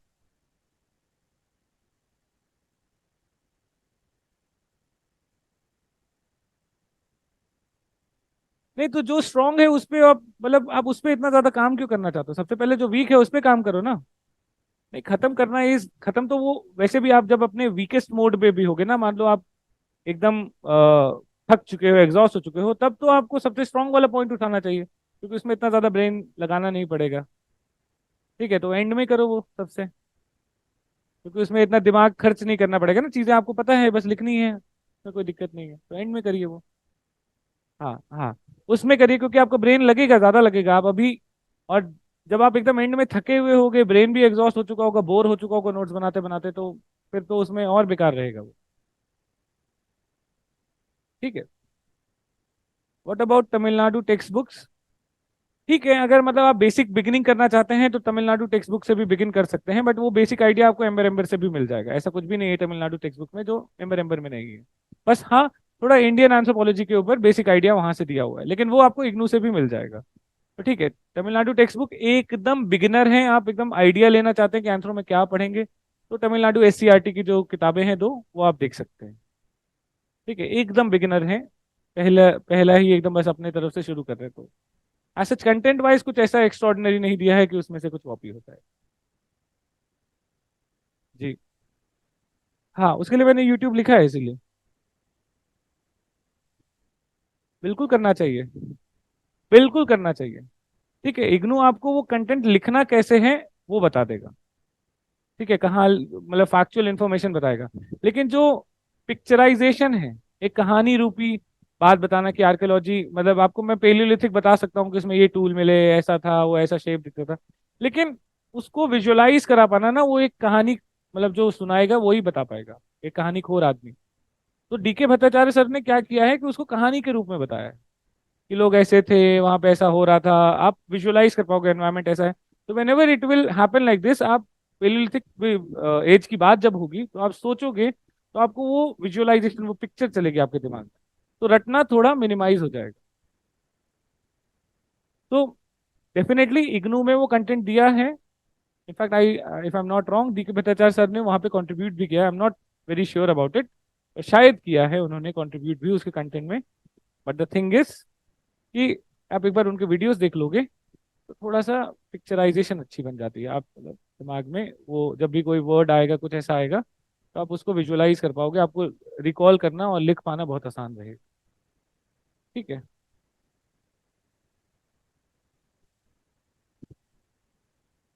हम्म, आपको वो जान के करना क्या है, मतलब आप। हाँ ठीक है।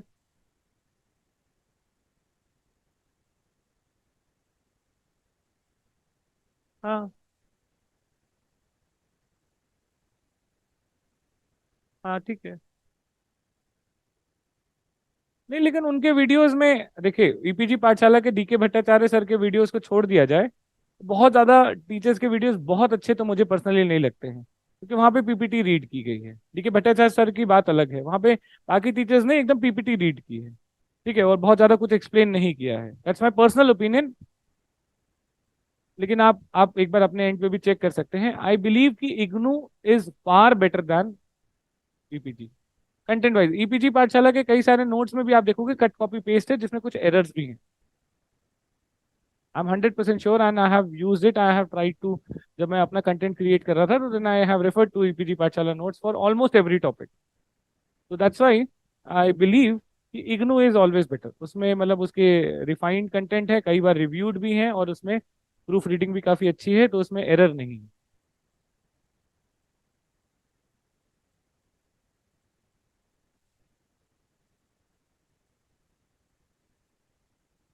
यार देखो, शुरुआत में तो आपको एक टॉपर को पकड़ना पड़ेगा। मतलब ठीक है, पेपर वन के लिए एक ले लो, पेपर टू के लिए अलग ले लो, वो बात अलग की। जैसे कि पेपर वन के लिए just to name one I would suggest Apala Mishra के आप नोट्स देख सकते हो। पेपर टू के लिए आई कैन सजेस्ट कि मंदर पटकी के नोट्स देख सकते हो आप। ठीक है, उनके नोट्स ठीक है। ठीक है। लेकिन एक आप ऐसा नहीं कर सकते कि आप 6-7 टॉपर्स के नोट्स एक साथ रख के फिर तो आप उसी नोट मेकिंग में ही पूरी प्रोसेस में खत्म हो जाओगे। वो नहीं करना है। एक टॉपर को पकड़ो, ठीक है, बाद में वैलिडेशन कर लेंगे थोड़ा बहुत। और कुछ? Does Hima Bindu ma'am notes and IGNU notes suffice? I'm not very sure about Bindu ma'am's notes. लेकिन इग्नू के नोट के साथ अगर आप बिंदु मैम के नोट्स आप यूज करोगे तो आई थिंक काफी हो जाएंगे, क्योंकि जहां पे भी गैप होगा बिंदु मैम के नोट्स में, वहां पे IGNOU will actually cover the gap. I think you can rely upon it. ठीक है। जी। लेकिन एक सब देखिए, कंटेंट वाइज जो आपको यूपीएससी में चाहिए वो एक किसी भी टॉपर के नोट्स, किसी कोचिंग के नोट्स और इग्नू विल बी इनफ। पर मैं कह रहा हूँ कि जब आप एक बिगिनर हो, तो in order to develop an interest with the subject, in order to develop a rapport with the subject, एक ऐसी बुक जो बेसिकली आपको सब्जेक्ट में थोड़ा इंटरेस्ट दिलाए, दैट इज एम्बर एम्बर। शुरुआत करने के लिए आपने जैसे क्लास की है तो कोई बात नहीं, आप एम्बर एम्बर मत पढ़ो, कोई बात नहीं। लेकिन एक बंदा जिसने अब आया है यहाँ पे एंथ्रोपोलॉजी की सेल्फ स्टडी करना चाहता है, that case the best book to start with is Ember Ember, क्योंकि वो आपको सब्जेक्ट में इंटरेस्ट दिलाएगी। ठीक है, आप चाहो तो शुरुआत के 3-4 चैप्टर इसी पढ़ लो बस, उतना ही काफी है। Okay, but that will develop definitely a interest in the subject. You will start liking the subject. You will discover some facts of your life which you considered for granted. लेकिन जिसका एक anthropological meaning है, उसका perspective है, उसकी कुछ history है। ओके, तो उससे वो सब्जेक्ट की तरफ ना एक झुकाव पैदा होता है। आप एक्सप्लोर करने के लिए थोड़ा वन स्टेप अहेड जाने के लिए तैयार होते हैं। नहीं तो फिर आपको एक बर्डन लगेगा वो सब्जेक्ट, या नोट्स बनाने हैं बस, लिख ले वो कर ले। और फिर एक पॉइंट ऑफ टाइम के बाद ऐसा होगा ना कि आप नोट्स बनाते बनाते इतने बोर हो जाओगे कि आप टॉपर्स के नोट्स सीधे सीधे कॉपी करोगे, और फिर वो भी बोर हो जाओगे तो आप कहोगे अब यार कॉपी ही कर रहा हूँ तो उसी के नोट्स ऐसे ही पढ़ लूँ। हाँ, तो इसलिए वो सब्जेक्ट में इंटरेस्ट बना रहे और उसके लिए आप एक एक्स्ट्रा एफर्ट कर सको, फिर थोड़ा एम्बर एम्बर रीड करें तो मजा आएगा। बहुत ज्यादा कुछ चेंज नहीं होता है, मतलब हियर एंड देयर एक दो एग्जाम्पल बदल जाते हैं, बट 90-95% सेम रहता है। ठीक है। तो I think online students, any other doubts आप लोगों को है कुछ? ठीक है। Thank you so much. It was nice interacting with you. Thank you.